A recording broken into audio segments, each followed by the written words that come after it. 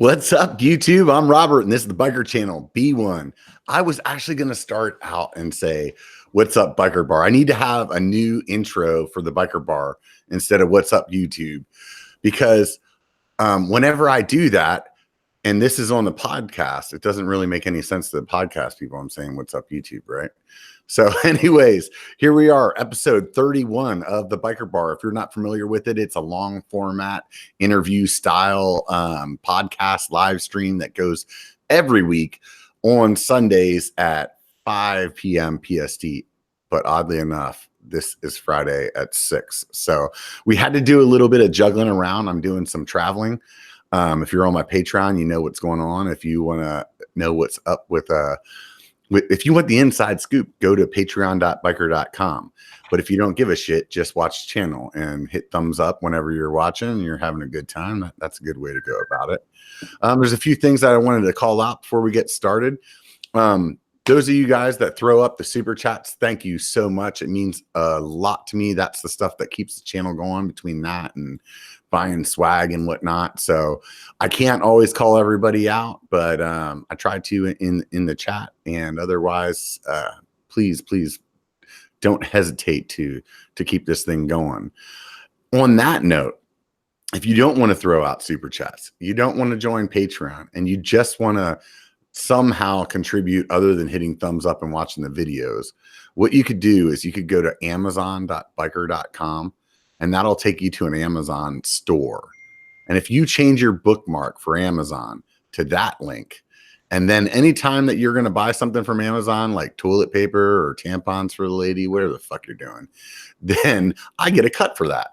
And you don't even have to pay extra. So that's another way that you can do that. So go ahead and do amazon.biker.com, throw that up in your bookmarks, and make that your way that you go about Amazon buying. Amazoning, I don't know how you call that.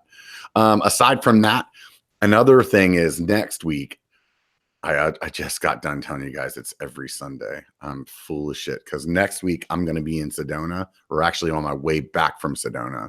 So there won't be a biker bar next week. So we'll be following up the week after that. If you guys are going to Sedona, please, man, if you see me, don't freaking walk by and be all shy or whatever. Just come over, man. I definitely want to talk to you guys. Definitely want to see you guys. I saw a picture of Sedona today. There's like 8 inches of snow, or I don't know how much snow. It looked ridiculous. If you were on, I don't know whose freaking Instagram that was. Maybe it was Paul the Punter or something. I don't remember. Somebody's Instagram just put a picture, showed it, Sedona. It's definitely very white there, not the red clay you're expecting to see. So with all that being said, let's go ahead and get started this week. Like I said, episode 31, and I'm super stoked about this episode. We have Ryan from the Loam Ranger. If you guys aren't familiar with him, I'll let him introduce his channel. Ryan, why don't you give me a little heads up on what you're doing over there? Hey, what's up, Robert? Thanks for having me on here, man. I love watching these. You always do the deep dive, so I'm a little nervous, but it should be good. Yeah, I run a YouTube channel called Loam Ranger, and I've been running that for about 2 years now. It's been a pretty crazy ride, like since the beginning. Yeah, it's just kind of like my outlet for creating fun stuff and doing what I like to do. I like to play with cameras, and I like to ride bikes, and I finally decided to mix the two together, and that's the Loam Ranger channel. So we do some travel stuff, we do some how-to, just a bunch of different things. Whatever's fun that week. So you're saying I know when you started the channel, I was speaking from your point, me, but there is a we now. Yeah, for sure. Well, I mean, Beth is a huge part of the Loam Ranger channel. She's working behind the scenes a ton, and she always has, but she's been out in front of the camera a lot over the last year. And there's going to be a lot more of that too, going forward, which is really cool. And my kids, Casey and Tom, they're on the channel. I put like a gimbal and GoPro on my 9-year-old last year, and he was like shredding down the trail. So it's pretty cool and like really surreal to see, especially I don't know if have you ever had like a GoPro on like your kids? Your kids like mountain bike at all? Yeah. One of the very first videos that I had on my channel, before it was a YouTube channel, was actually and I left it up there, is a video that I did with my kids. So nice. They were tiny then. Yeah. It's like a really surreal thing to see a POV perspective of your kid. Right. And like you're actually seeing life through like their eyes in that Right. moment. I'm like, whoa, this is pretty nuts. And so yeah, it's been really cool having them a part of it too. So, but for right now, just me here. For them, they just really dig that too. Like, oh man, I get to put the camera on, and like they get to see the edit, and it's like it's them. I don't know. For me, one of the main reasons that I left that video on my channel. So basically, let me take a step back. So I had started my channel, I had different ideas of what biker was going to be back then, and so I had a handful of stuff, and then whenever I realized that I wanted to do it kind of more YouTube centric instead of my website centric, I deleted all the content that I had on there, but I left that channel because it was called biker.com on the YouTube, and because that was the website that I had started. And but I left that one because it every time I watch it, it just makes me smile, and I'm like, you know what, I don't want to take that off of there because I like to see it, and I also want to remember like my roots, you know, where I started at. Totally. But man, those kids, they love that stuff, you know, when they get to see that, you know, like kind of edited production of what they were doing. Yeah. I mean, most kids, you know, they get, you know, some video that was like dad or mom with a VHS camcorder back in the day, and you know, like to see something edited with music and stuff, they were amped. Oh yeah, for sure. Like taking Casey's POV run, and like that looks cool. But then like I put music over top of it. And as soon as you do that, it's like a whole different ball game. It just looks like it's just so much more cool all of a sudden, right? So yeah, yeah, totally. Yeah. So you're not American, right? Correct. I'm North American. North American. Yeah, here we go. Yes, you are. Extra North American. Yeah. So where is it that you live? I live in Edmonton, Alberta, Canada. So if you were to go straight up from Montana for like 4.5 hours, you would find me there. Oh, so you're kind of like in the middle. Yeah. Well, this will be backwards, but like, okay, so Pacific Ocean, I'll try and like do it right. Yeah. Pacific Ocean, and then BC, and then Alberta. Uh-huh. So if you were to drive west from my place for like 3 or 4 hours, you would hit BC. Right. Yeah. So, I mean, and to me, like, as far as mountain biking goes, there's only one part of Canada, you know? Yeah, kind of. You know, so like in my mind, like it's sometimes like people will be like, oh yeah, I live in Canada. I'm like, oh, right on. And then they're like from back east somewhere, like Toronto, is that east? Yep. Yeah. So yeah. Us stupid Americans, we like pay no attention to anybody else. It's ridiculous. Yeah. Well, I have to say though, like in Quebec, in like the Montreal area, like Mont Saint Anne, like they have incredible riding out there. From what I've heard, I've never been there before because Canada is so damn big. A plane ticket just to the other side of Canada is like $700. So I haven't been there, but there's good riding there too. But as far as like we're concerned, yeah, like where I'm at, I'm in the prairies, and it's kind of weird running a mountain bike channel from the middle of the prairies.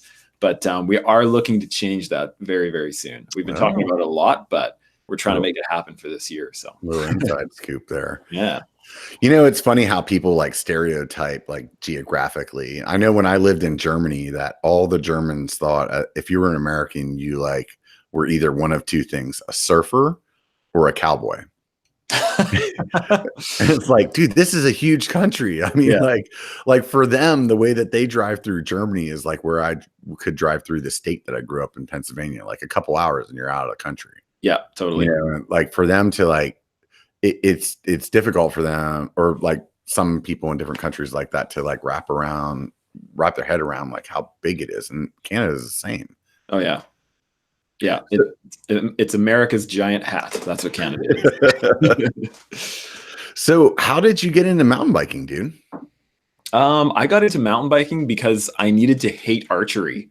That might sound slightly confusing, but no, that's so when like your parents will be into something and then like you'll try and be into it, but then most of the time kids will just run in the opposite direction.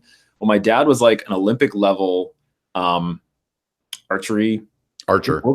Yeah, I should know that. And I should really know that. And so he went into like international competitions, and he was like a really like amazing coach and all that stuff.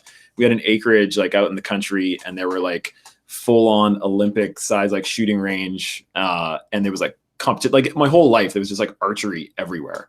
And so I started getting into it, as you would if you're just like surrounded by it. But eventually I was like, I don't like this. I don't like this whole standing still thing, because everything's very controlled and it's very quiet. And you all line up, and then, okay, now you can shoot, and then you go walking quietly to the target and all that kind of stuff. And I was like, nope, this isn't for me. So I decided, I don't even know how I first decided to try mountain biking, but I just went like straight into it hard. Like I went and got how old were you at this point? I was probably like 13. Oh, okay. Something like that. So like yeah, I've been riding for like, years ago. Yeah. I've been riding for 20 years. So yeah, I ended up getting a bike. How old are you? I'm 34. 34. Okay. Yeah. I was like, shit, that just means that I haven't been riding for 20 years. I've been riding for longer than 20 years. I always have like no idea how old I am. And like, I'll tell like the lady all the time, she'll be like, I met these people, they're super cool. And she's like, oh, how old are they? Oh, my age. And then she'll meet them. She'll be like, dude, they're like 25. Yeah. It's all in there. I know, that's the thing. Like, that's what I've realized. Becoming an adult, you never feel like an adult ever. Or at least I don't anyways. Yeah, no. And it sounds like you don't either. Does anybody ever feel like an adult? It's one of those things. Honestly, I had somebody tell me when I was much younger, they were like 60 at the time. And they were like, I still think I'm 21. You know, they're like, my body doesn't do 21, but like in your head, he's like, I still think I'm 21. And I'm like, man, I totally get that. You know, as I'm getting older, like I'm definitely wiser than I was. Well, okay, slightly wiser than I was, but like not that I feel any different. You know what I mean? No. Where I'm still just the same jackass I was then. Yeah. Apparently, but now just on the internet. Yeah. Wonderful. Right? No, it's true. And that's that's definitely one thing that's like, I'm hoping that'll never change, because that would be weird if one day you woke up and you're like, I need to be really responsible and do I mean, I feel like there's like certain things that like creep into your life where like, all right, I need to pay the rent / mortgage. I need to buy groceries. But yeah, I feel like my whole life I've just been like trying to find the best way possible to just do that, like pay the rent and buy the groceries, but then still do the things that I would like to do if I was a kid.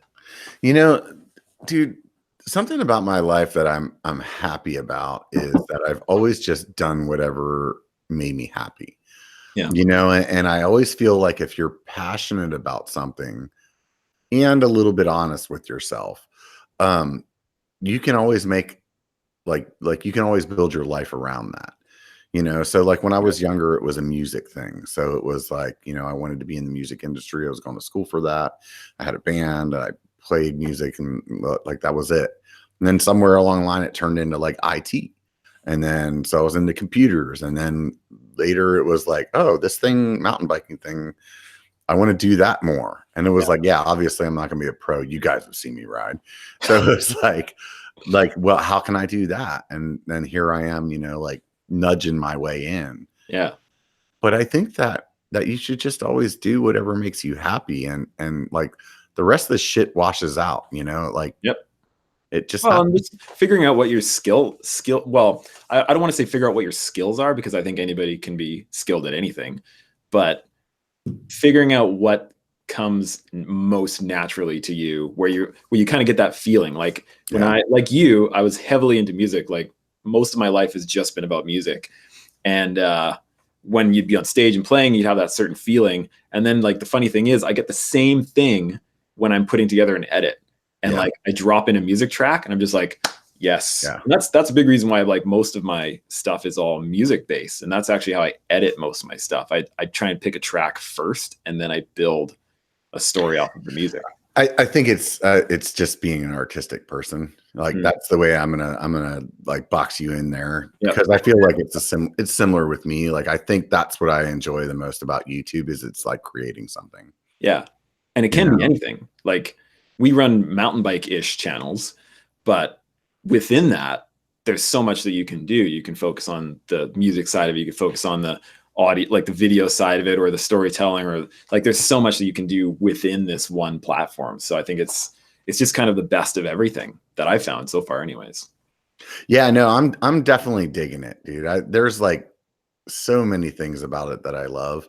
But there's also things that like I'm not crazy about, like some of the things that I didn't really expect was like maybe some of the perception that people get that is not true. Like, let me say something like I had somebody ask me because I do a lot of stuff with stickers, and they're like, "Oh yeah, you own that sticker company," and I'm like, "No, actually, I don't, dude. I actually pay them for the stickers that I get." Yeah.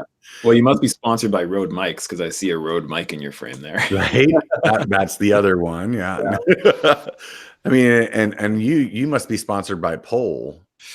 Well, that was a bad example. Yeah. Well, actually, a good example. So how did that happen? That happened because I am a persistent bastard, and I just kept bugging him about it. Yeah, that's kind of just how I've done most things. I've just sort of like wedged my way in there until because here's the thing, like there's so much noise out there with as far as content being put out and like people riding bikes fast, like there's a lot out there. So I find if you want to get somebody's attention, one, you got to have like the chops to like back it up with whatever that means, whether that's riding fast or making good videos or whatever. Right. But two, you just got to be persistent because they get so many. And even like now that I've been working with Pole, and I have the ability to like post on their social media channels and stuff just because I'm posting some videos for them. And I see all the requests that they get of people just like, hey, I did this at this race, and can you, or whatever, right? Or I have a YouTube channel, that kind of thing. So they see a ton. So you just got to get in there and send email after email. I think I sent like 4 or 5 emails when I was first wanting to get that first bike frame, that Evo Link. And those didn't work. I private messaged Leo on Instagram, like just everything I could. And then we just started building that relationship. And that's what it all comes from. Like, I do the same thing. I mean, it's definitely persistence. Yeah. For me, I'm fortunate that I'm in an area where there is a lot of bike companies. Totally. Bike related companies. So like, I'm not. right. Exactly. So for me, like I've been fortunate to be able to like go to Callie's office, you know what I mean? And have friends that are like friends of them, or like, something like Sea Otter, which we were talking about before the show. It's like, it's in my backyard. So I'm definitely in a good position in that manner that I can do that. And that's also like, that's how I personally always like do better in person than I do. Like I don't do as well on email because I have a sense of humor that really plays off of like people's like body reaction. Okay. You know what I mean? So like, and emails aren't really the place for that. Yeah, no, it's fucked up in email. You know what I mean? So like on email, like I could be like, "What's up, dude?" And they're like, "Who is this guy that acts like he fucking knows me?" You know what I mean? But then I meet them in person and they're like, "Oh, okay, I get it. You're jovial or you're funny or you know what I mean?" So it's like it doesn't work. Every email that I've sent, I feel like, dude, if I read this, I'd be like, I'm all in. But like, I don't get very many responses. Yeah, I feel like I'm kind of the opposite. I feel like I come across better when there's a camera between me and the other person on the other side of the globe than in person. I feel like I'm way more awkward in person than I am on camera. That's funny. That was one of the things for me. Like when I started my channel was like, I wanted to do things like, I want to do everything like one take. Like when I would do my like subscriber updates, when I first started, like that was a thing to do. And it was like, dude, I want to hit record and just talk the whole way through it and then freaking like hit finish. And then like, I felt like people would like relate with that better. Right. And maybe they did, I don't know. But now I'm like, oh dude, I can freaking edit this. I can like change the camera angle. You know what I mean? Like, it's funny. So there's a bunch of people on the chat that are talking about how fucking awesome your lighting is. For those of you guys that are listening on the podcast, he's got like half of his face like Darth Vader dark, and the other half is like lit up. Like it's the good side. It's the good side of the Force. Yeah. This is the thing, is that like when it comes to stuff like this, it's such a pain in the ass to set this stuff up, but I just want to. I just freaking want to, And so it's just, I've got my one here, and I'll zoom out so you can see how big of a mess everything really is. So you've got this big, I think it's like a 47-inch light right there. And it's a really, really awesome video light that I invested in this year that I'm super pumped about. And then I just got like these two little it's like LED. for those of you guys that are listening, it's kind of Oh, like yeah. a softbox light. So it's a big round one up in the air there. And softbox for those of you guys that aren't in the film industry, it's kind of like a bright light that has a film over the top of it, kind of diffuses it, makes it look like all like mood setting. Yeah, for sure. And I only got this like fancier light just about a month ago. And before that, I was using like this dim little thing that like you could barely light anything from like a foot away. And that's what I shot the last 2 years on, was like this really, really crappy light that I couldn't even really control. And I'm like, hey, we have to do this. This one even has like a remote. Like I can just like dim up and down. For the podcast listeners, I am now dimming up and down with my remote. Yeah. He's going from like extremely dark. Wait. He's going from extremely dark to the light side. Yeah, like, and there we go. There's the YouTube version of everything. I zoom in and everything looks all great, and I zoom back out and it's like, oh gosh. Well, you even got a light behind you for some like backlight there too. Yeah. Well, I find like when it comes to like people just looking at your face talking, I feel like they need something else that they can look around at a little bit at the same time. Yeah. You can't just look at this for 2 hours. So this easily gets into, a whole other conversation here. Obviously, you have a little bit of training about this whole lighting situation. You're a photographer by trade, right? Yeah. Yeah, I've been doing that for over 10 years, a little over 11 years, I guess, barely over 10. And how'd you get into that, dude? That just came from another one of those, like, I started taking pictures with the whole music thing, like just taking photos of other bands that we were playing with and stuff. And I liked it. And then my sister had a wedding in Mexico, and one of my mom's friends showed up with a camera, and he was promising to like get all these great photos. And he showed up with just this teensy little point and shoot camera, and he didn't know how to use it. And so I kind of just like grabbed my film SLR, because I was shooting film then, and shot my sister's wedding without knowing how to do it. And I was like, well, that went okay. And the photos were all right. And then I just kind of like slowly started building it from there. What were you doing for a job at the time? I've done like every type of job, like everything. At the time, I was a water delivery boy. So I was lifting bottles of water all day. I was doing okay in the muscles department, and I never went to the gym because I was carrying like 100 pounds all day long, 5 days a week. That was pretty awesome. Not so much for the back, but everything else. But let's go through some shitty jobs that we've had. I've worked in a pizza shop. How about you? I worked in a produce department. Yeah. Stocking produce and picking through, like Christmas time, we would get in the big giant crates of all the Christmas oranges, like the little guys. Uh-huh. And we would have to go through and manually pick out all the disgusting moldy ones and leave the half decent ones left in the box. Check this one out, dude. I thought this one was a score when I got it. These are obviously, I was quite a bit younger, but I got a job at a pet shop, and I was like, this is going to be awesome. I'm going to go like pet puppies all day long. No. And I showed up, and they were like, okay, you see these 95 fish tanks? Yeah. Clean them all out. And I was like, what the fuck? Yeah. Like, fish tanks stink, man. You open up a fish tank. Doesn't smell very I didn't even get to the freaking guinea pig section before I was like, I'm out. Yeah. How about that? Have you done any food work? Yeah. No, I've never worked in the food industry before. I worked at like a Volkswagen / Porsche dealership before. And I started like washing cars for a while. And then by the time I finished there, I was just the guy that transported Porsches around the city. So if somebody needed a car somewhere else, I would drive the Porsche to the other side of the city. And I was like 19, and I didn't know you're like, this is as cool as it gets. Yeah, I didn't even know how to drive stick when I started that job, and I learned while driving $120,000 gearboxes. Right? If Instagram was a thing back then, dude, you would have been money. Oh yeah, flexing all day, man. Right? I pushed carts at Walmart for a while. I actually left my job at the night shift of Toys R Us to go to Walmart for like another 35 cents an hour. I thought that was a good raise. Sweet. Yeah, no, I've had lots of, just like random jobs and stuff. I worked for my dad for a bit, like in school, and he paid okay. It was like $8 an hour, and $8 an hour back then was like dang, that was good. Yeah. But we walked into this hotel, and he did like refinishing of like wood refinishing.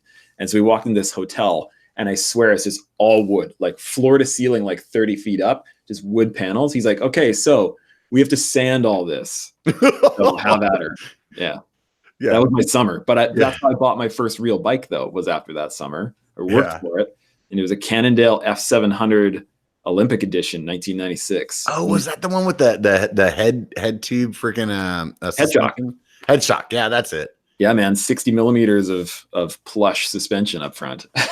When I first met my lady, one of the, like the criterias on looking for a new lady at the time was, does she mountain bike? And she's like, yeah. So I started talking to Katie, and she's like, yeah, I mountain bike. And so she showed up at my house with her bike, and at this point, that wasn't new anymore. And she showed up with the head tube, suspension, a hard tail. Oh, yeah, head shock. Thank you. Yeah. The hard tail. And I was like, yeah, this is not gonna feel good on the ride that we're going on. She hung out with that thing for a little bit, and then I ended up telling her, look, let me sell that.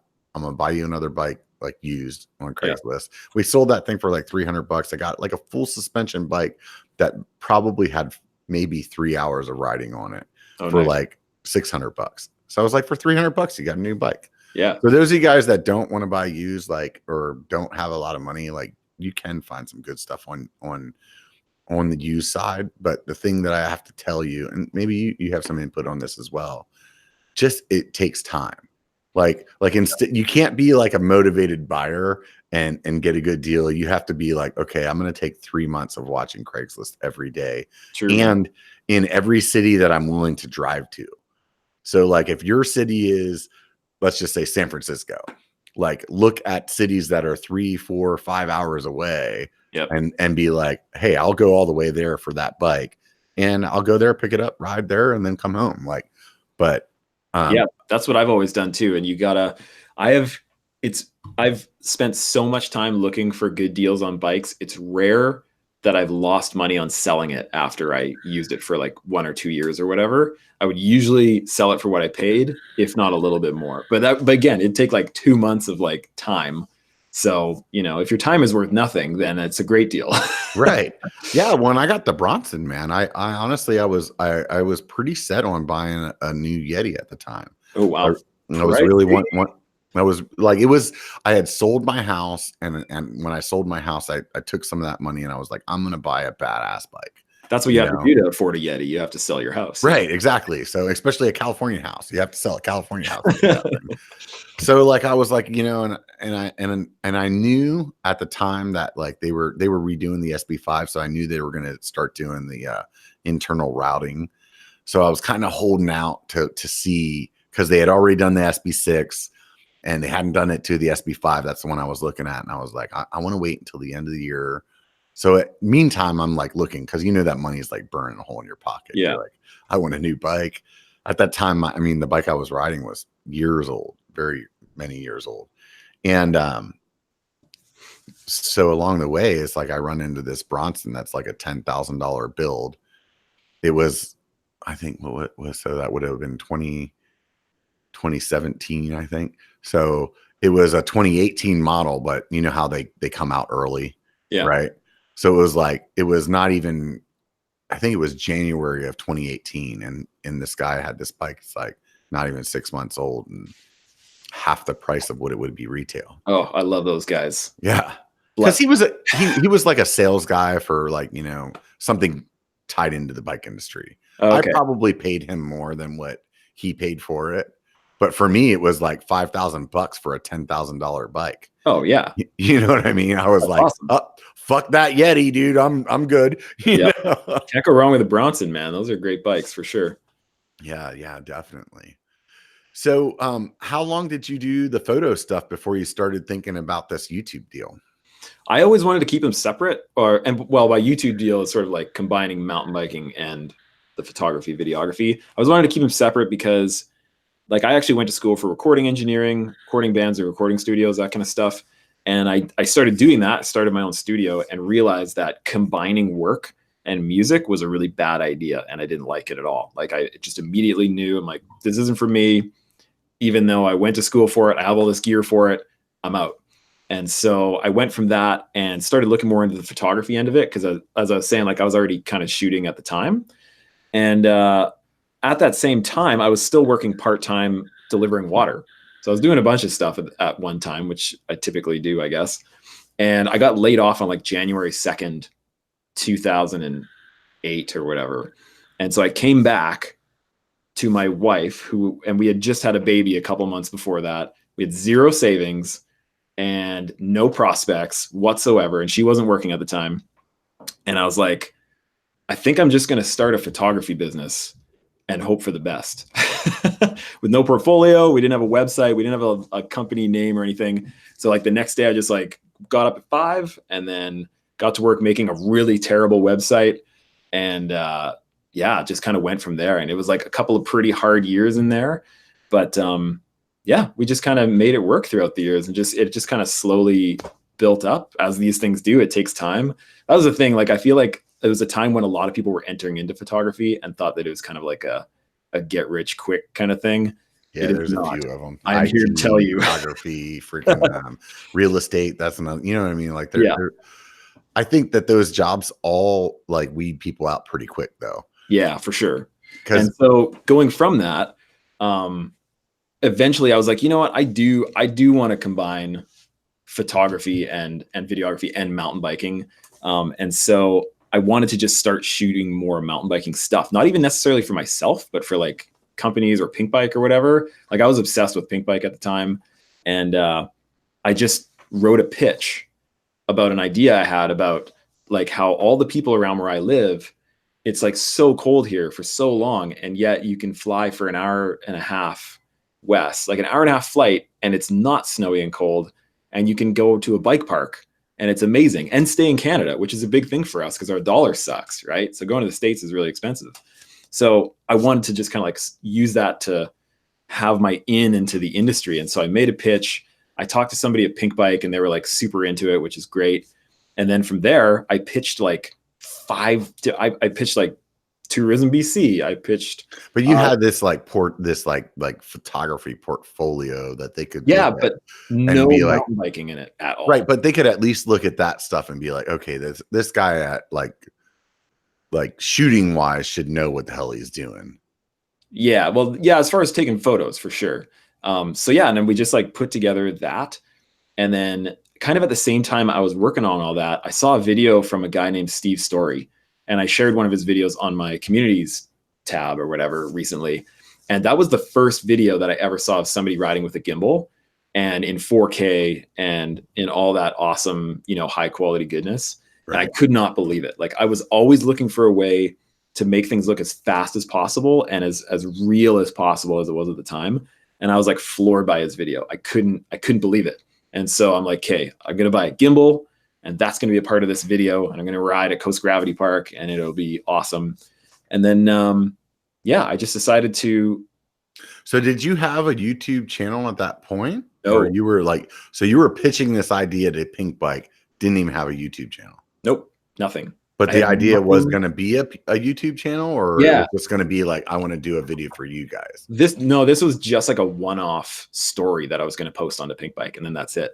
And then what I wanted to do was take this gimbal thing with like the smooth footage that I had never seen before and start documenting just trail networks. Right. And I was like, what would be cool if I like went from like place to place and had like the bike association or like the town or the city actually like have me go and document their trail systems in like super high quality.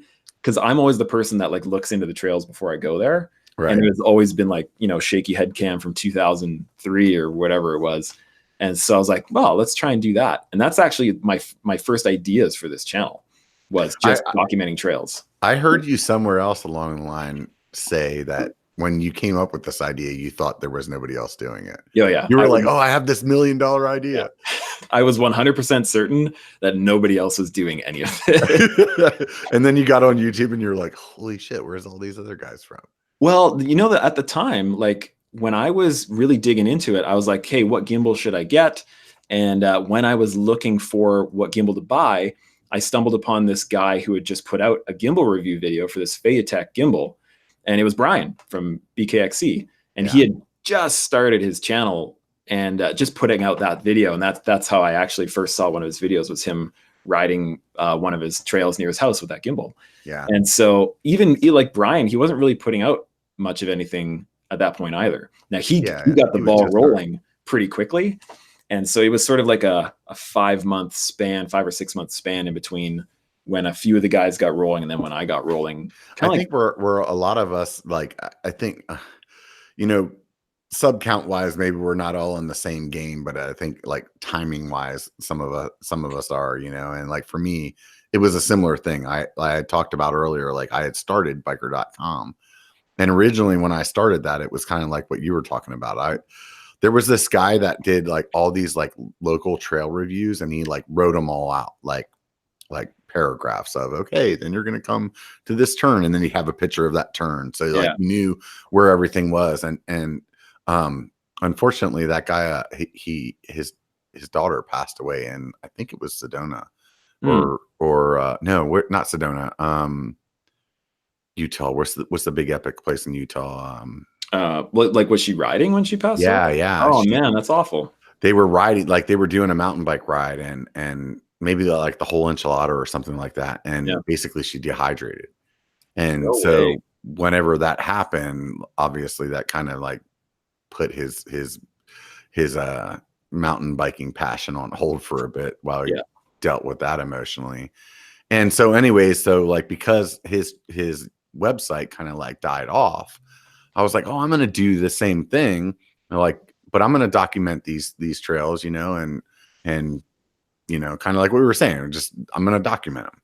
And, then whenever I had started the website, I was like, oh, instead of doing pictures, I'm going to buy a GoPro and just like put some video in there. Yeah. So like my original idea was like kind of what we're doing now, except for I was gonna like, it was going to be based off of my website. Like YouTube was only going to be the medium by how I get this video onto my website. Yeah.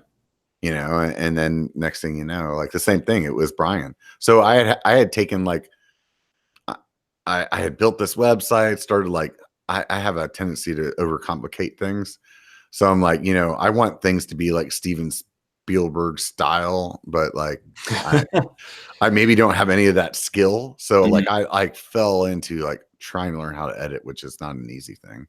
Hell no. And then, you know, I lost some motivation through it. And then it was the same thing with Brian. Cause he's local. He would post his videos on a forum that is local for us here. Like some people, well, that's actually a national forum, MTBR. Yeah.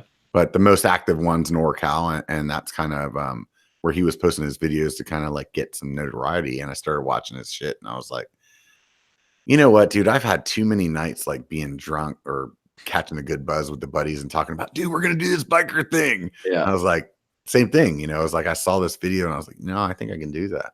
Yeah. That's awesome. Got to come from somewhere for sure. Yeah. And it's good. Like, and like we went into this, like, well, it's kind of funny, like how you were saying, like you created the YouTube channel to bring people to your website, or like a part of your website. And that's another part of why we started this. It was like so many different parts to it. But like I had an online beginner photography class that I was trying to promote as well. And one of my friends, Erin, she has a YouTube channel called My Green Closet. And it's like an eco fashion vlog kind of thing. She does a great job at it. It's awesome. And she happened to mention my online beginner photography class once at the end of one of her videos. And, you know, like most people aren't even watching by the end of a video, right? Right. She mentioned it. And then I sold like a bunch of online classes. And I was like, what the heck? This whole YouTube thing. So it just kind of like spurred me forward. I'm like, I know, I'll make awesome mountain bike content. And then I'll just like have a little plug for like the online beginner class. And so that was another reason why I started it. Not a single person ever once bought that class because of my YouTube channel. Yeah, it's funny. I used to have people tell me, they're, oh, you should, because I'm in tech, you know, so people be like, oh, you're a funny guy, you have like a good personality or whatever, you should do YouTube. I used to always just blow them off. I was like, yeah, whatever, dude. YouTube's for like cat videos, man. You know, like just fail videos and cat videos. And it wasn't until right around that same time that I saw the Brian video or the BKXE video, is like I had started to like look at YouTube for like how to fix your water heater when this part breaks. Yeah, totally. And then I think once you start like realizing like what's there, there's a lot of people out there that don't realize what's there on YouTube. Oh yeah. Like It's they don't understand like how this younger generation like maybe doesn't want cable whenever you're like, dude, you could actually watch all the TV that you would want to watch, but on YouTube. Yep. You know, Yeah. like great shows out there, like Hot Ones does that. Oh, love Hot Ones. Oh, dude, that's probably my favorite YouTube. Actually, what's your favorite YouTube channel? Right now it depends on Hot Ones because a lot of the guests I don't seem to know. I don't think I'm like hip enough to like know half the guests now. But yeah, when they have a guest I know, Hot Ones for sure. But then I'm like really hooked on this one whiskey YouTube channel called Whiskey Tribe. Oh yeah. So, what do they do? It's just like two guys and they have this really cool idea of like crowdfunding a distillery down, I think it's in Texas. And they just like, one's a sommelier. And so like he knows his stuff. And so they taste all and review all these different whiskeys and like how-to stuff for whiskeys. And, you know, it's kind of like a process of them creating this distillery. So it's all kinds of stuff, but it's pretty cool. I like it. And you're obviously a whiskey guy. I think that's what you're sipping on right now. What are you sipping on? Yes, this is one of the more hilarious names. It's Abelard Abernod. And it's actually, so I brought the bottle because I was live streaming yesterday and people were like, what whiskey is that? And so I actually brought the bottle upstairs with me. I just finished it too. Like this is the end of this bottle, which I'm really sad about. But there it is, everybody. Oh, focus. There it is. So you guys know, Loam Ranger just finished a whole bottle of whiskey on this live stream. Yeah. Before we went on, I drank most of it. Yeah. That bottle's too. Yeah. That's a bottle that I buy like every like 3 years or so because it's kind of pricey and it's like the Christmas whiskey that That's a good one. Splurge on. Yeah. I can't do whiskey, man. I'm a beer guy. So I'm drinking right here. This one's got a cool name too. It's called Dead Guy. Oh yeah. And the first time I ever had it, I was on a ride with one of my buddies. I was actually filming and I was like, man, I've never had a dead guy. And my buddy like had the best like one liner right afterwards. He was like, oh, that's not the first time Robert's had a dead guy in his mouth. And I was like, I don't know if that's funny or disturbing, but I'm going to laugh. Yeah. Yeah. You just kind of have to at that point. Yeah, no, I like my beer for sure. But, yeah, wintertime, and it's still definitely winter for me. It's good to have some whiskey, there's no doubt. What kind of beer? Single Track Whiskey is in the chat, I think I saw, so he can chime in on see if he likes the Aberlour or not. So you said you're a beer guy too. What kind of beers do you like? Wintertime, I like Belgian ales, stuff that'll like knock your head off. It's like 9% kind of stuff. Yeah. Oh no, I can't remember the name of it. But I swear I'm allergic to it or something. It's like such a delicious beer, but I can't feel my fingers after like half a bottle. But it's really tasty though. Very right on. Yeah, I don't know. There's this one brewery called, well, there's this one type of beer called Ruby Tears. And I don't know if you can get it in the States. It's from a brewery in BC.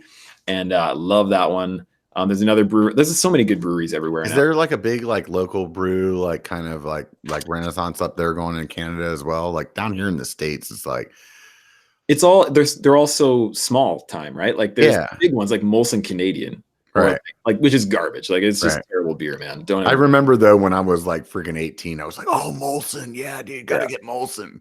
Yeah. And you guys have another like in St. Pauli's Girl, that's Canadian beer too, isn't it? I think so. Yeah. But like there's ones around here that are decent size, but also like really. Or Moosehead. You guys had Moosehead. That was the other one. Moosehead. Yeah. Is that one Canadian? It could be. Maybe. I don't know. I don't even know. I know lots of guys who drink it, but like Alley Cat Brewery here in Edmonton, like there's just, I mean, it's same with everywhere now. There's so many good breweries.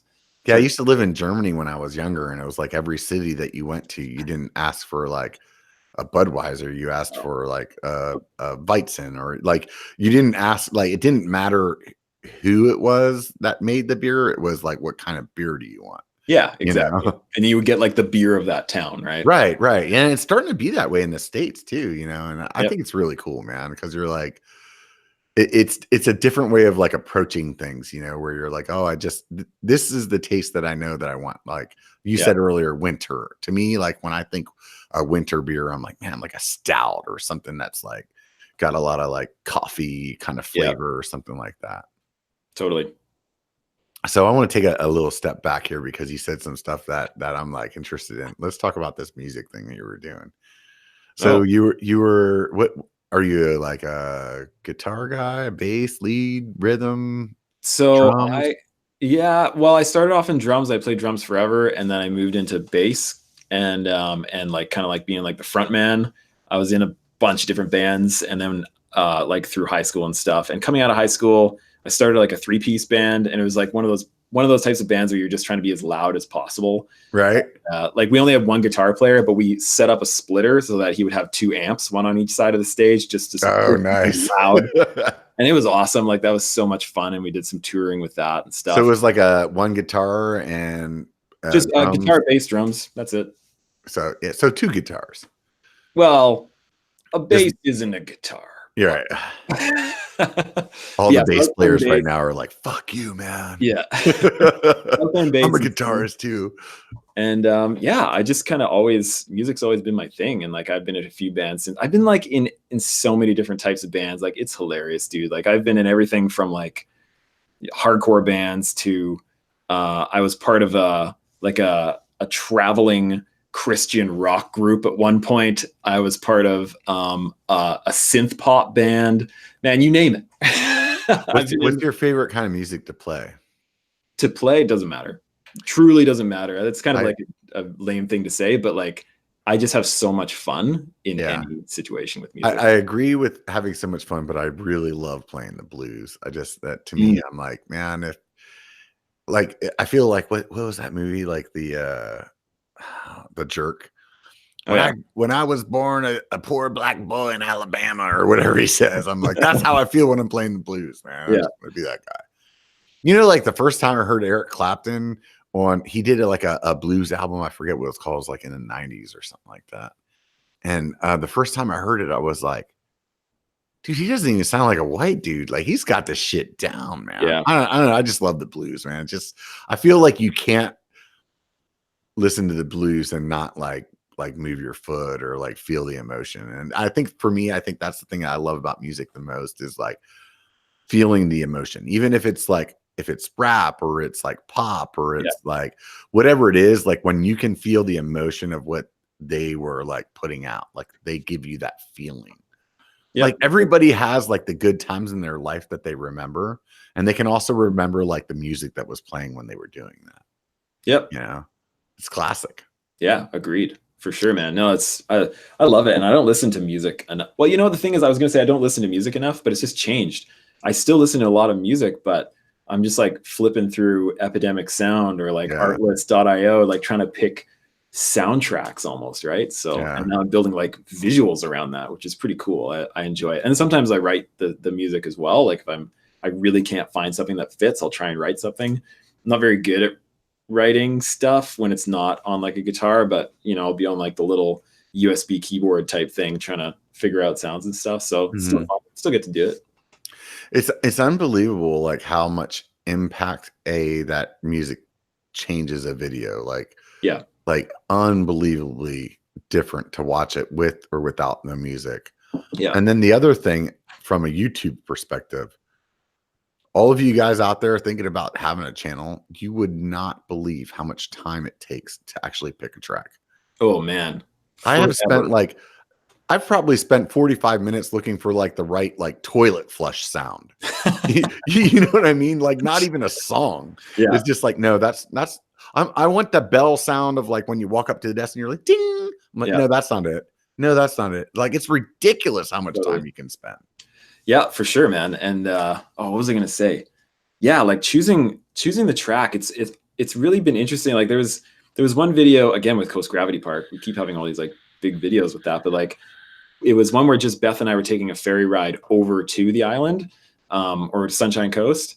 And I was looking for like one of those snappy, like travel montage type songs, like do, we're on the ferry. Here we go. We're on the ferry. And then I just happened to hit this one track, super, super mellow. And at the moment I played it, I was like, whoa, I'm totally re-editing it for this music. And then it like, as soon as I didn't even re-edit anything at that point. I just put the music over top of the footage, and it changed from the initial feeling that I was going for of like going to Sunshine Coast to like tear almost rolling down my cheek as like this whole like sequence of, it's like more about Beth and myself and like our relationship, and like it's like changed everything. It's really cool how I can do that.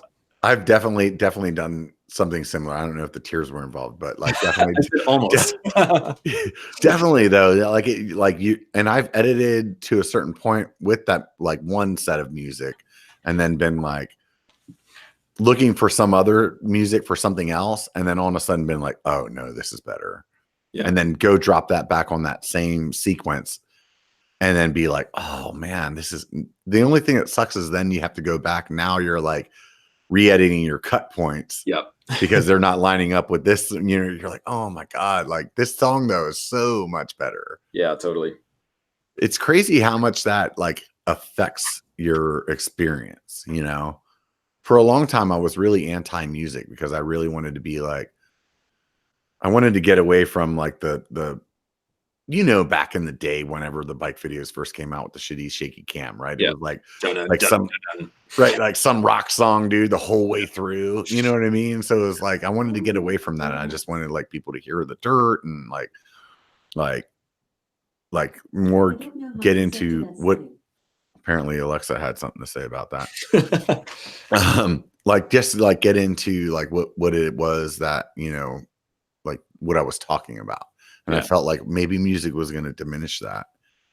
But no. I still find music overriding. I don't typically do it. The only time you'll see usually music over my actual riding footage is if my gimbal's screwing up, which seems to be often. But yeah, normally for riding, it all gets cut out, and then it's just the riding sound. Because man, like those Hero 4s, I know like lots of people are looking for different ways to do it, including myself, but the Hero 4s just sound good, man. Like you can hear that dirt and you can hear the person so well. It's just awesome. Like I love hearing trail sounds, and like, especially when you're on like a flow trail, like really hard packed dirt, and hearing the tires over the hard pack. Yeah. Oh man. Or like if you're doing like a rock roll and you're like grabbing the brake or something like that, and you hear that, like, yeah, you it puts you into the spot. Totally. Yeah. But I have noticed though, like, even if you have like in some, like maybe in some sequences where you have like BCPOV is good at this, like he'll have something really, really low. Like, you know what I mean? And it's like, it still kind of carries that sequence well. You know? He throws in some like Western music, just the right time, you know, he's often like Utah or Sedona stuff. Yeah. He's good at just, or where it's not even like, it's not even like, I'm going to say this in like a YouTube editing freaking format that most people won't get, where you're at like 28 decibels. Like it's like barely making like, but it's just there, right? In the back, you know, it like kind of gets into your head. Or negative 28. Yeah. It's funny though. I find a lot of, if like from watching interviews of some of the people that you've talked to, or just like, you know, learning more about some people, a lot of us have music backgrounds. I would say most of us have music backgrounds. I think music and IT are probably the two biggest things that have anything to do with YouTubers. Yeah. Seems like it. Yeah. A lot of, well, and I guess you could throw in a photography too, you know? Yeah, I guess. Yeah. Although that's, I don't know if, I shouldn't say that because I probably do, but I don't think I know of any other people who were like professional, like, or like people that did photography before doing YouTube. Yeah. I don't know. Yeah. I know that there's some channels that maybe they're not as big, but there's definitely a handful of them out there. Yeah. It's crazy though. I mean, like what we were talking about earlier. So like whenever that BKXE thing kind of like sparked both of us, you know, at that point, there was maybe 10 or 15 channels that at the tops, you know, like seriously, like when it was like that BKXE time, it was probably like Seth and a few pros, you know, and then shortly thereafter, it was like, you know, Single Track Sampler and, you know, some other people like maybe me or you started popping up. Let's just say in that year, maybe there was like 10 or 15 channels. Yeah. And now, I mean, and we have a Slack group that, you know, some of us chat on. I think we have like 50 or 60 channels in the Slack group. Do we? Holy smokes. Yeah. I mean, not everybody's active, but then, yeah, of course. But there is like hundreds of like geographically placed channels that are doing well for their area. Which is so cool. And I love the fact, like me, like thinking about what I was saying before, why I started the YouTube, one of the reasons why I started the YouTube channel. Now I can probably look up most any trail I want and there's going to be a decent video on it, or at least a part of a video that has that trail in there. So that makes me excited. And you like get to know all these different mountain bikers everywhere. Like people are just telling stories. Like that's all they're doing, right? Yeah. Where they are and who they are and the trails they ride. So I think it's just awesome.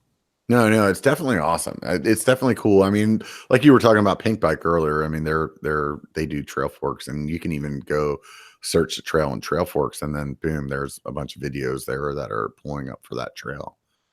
Oh yeah, no, I know that, but they generally suck balls. But I mean, at the very least, like if you're going somewhere, like to be like, regardless of the content, like how good the content is, yeah, it's the ability to go and see what the trail is. Oh you yeah, know what I mean? Sure. Like that's, and what I mean by that, I mean like the guy filming it in like 2006 with the helmet cam, like yeah, almost unwatchable. Pretty much, right? Yeah.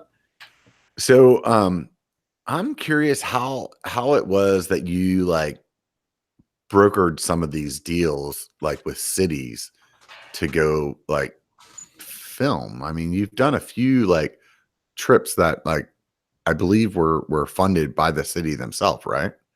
Yeah, like I've gone out to like BC Tourism is pretty good. They're called Destination BC. They're pretty good about like covering costs for coming out to promote their trails, which is awesome. And so I've always felt like I've been really good at writing a pitch email. Like just writing a really solid pitch is I think one of my strengths. And so yeah, I just kind of like lean on my limited photography portfolio, like having to do with mountain biking. And this was, back in like 2 years ago or whatever. And I would just like, yeah, write down what they would get out of it. And people just kept saying yes. I mean, not all the time, but you get like the biggest thing for anybody watching, like just ask, like if there's something you really want to go and get or a place you want to go and ride. If you can find the right person to ask, just do it. Like what's the worst that can happen? They'll just say no.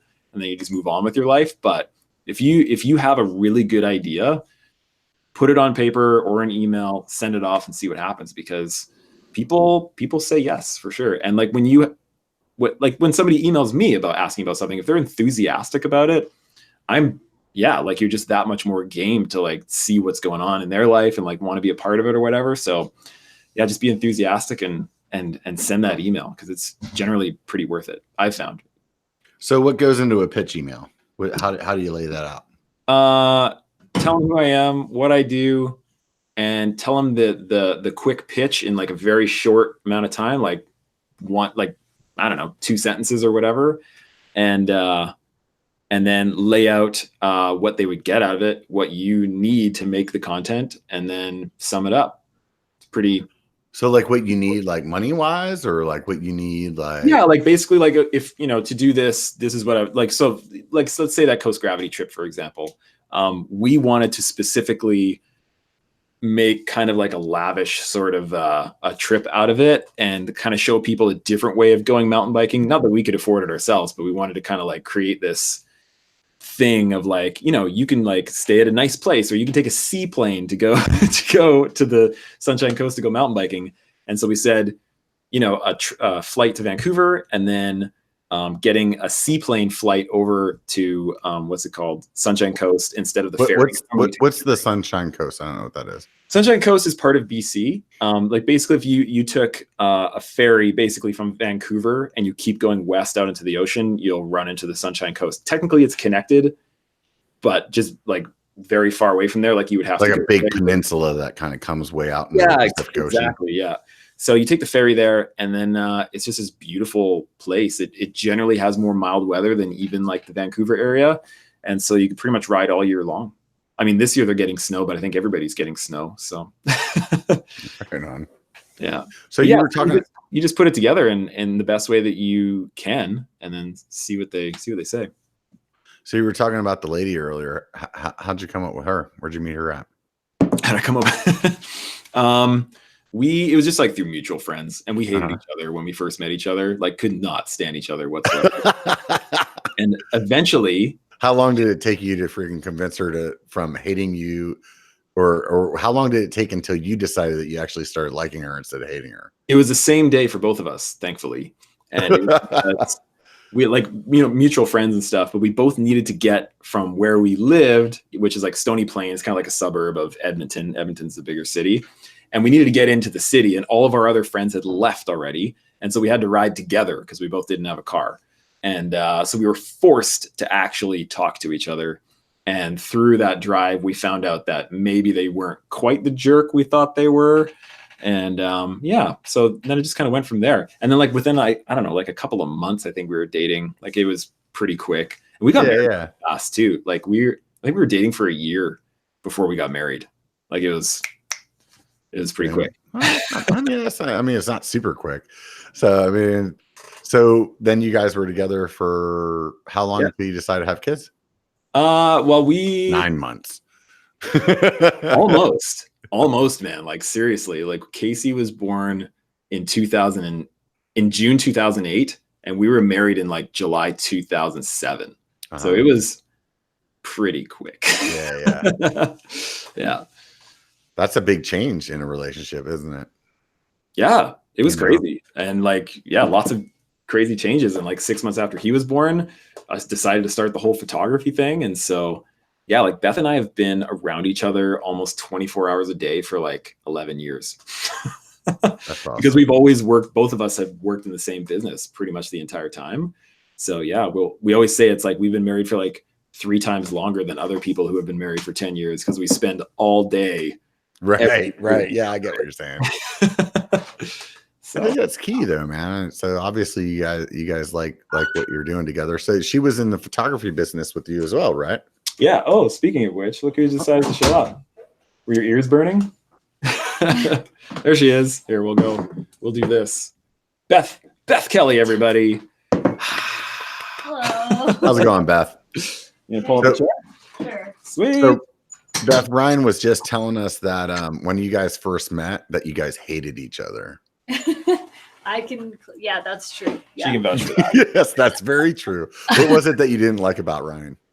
Oh my. Oh, well, it's kind of a long story. Oh, we got time. Oh, I was actually not that long. I was hitting on one of her friends, and so I was trying to date one of her friends, and then she was off in Europe at the time when I started hanging out with her friend group. So she was gone when I moved into the mix with her friends. And then when she came back, you were like this fucking new guy. She's like, who's this fucking douchebag? Yeah, yeah, and basically. And I was trying to date one of her friends, and she was like, you need to piss off, dude. So yeah. And then she's just always had this like very big personality, in your face kind of thing, and just like oh my. She had some serious opinions. It's funny because she seems very reserved in your videos. So you guys aren't capturing Beth very well. It's Beth, right? I need to be more belligerent. Did I say the right name? Yeah. Okay. I was like, God, I hope I didn't screw that up. I'm so bad with names. I actually had a moment of like fear at the very beginning of the video, and I was like, and this is Ryan. Loam Ranger. Yeah. No, it's true. I had the same thought too. Like, I know who you are, and I know your name. But like when there's a camera involved, you're like, don't get it wrong. Don't get it wrong. And a live stream too. It's like, what the hell's going on here? Yeah, exactly. Yeah. So we've been living and working together for over a decade now. So Ryan was saying that you guys had just had your son, and he came home from his water delivery job and decided he was going to be a photographer. What were you thinking at that point? I think I was pretty naive at that point. Yeah, this will be great. Not quite. Well, it eventually did, but it took a while. I wasn't really worried at that point though. Yeah. I was kind of like, oh, okay, sure. And we went through like hilarious phases of it too, because like we started the business and we made like terrible decisions. But then somehow within that year, we booked like 30 weddings from like no portfolio.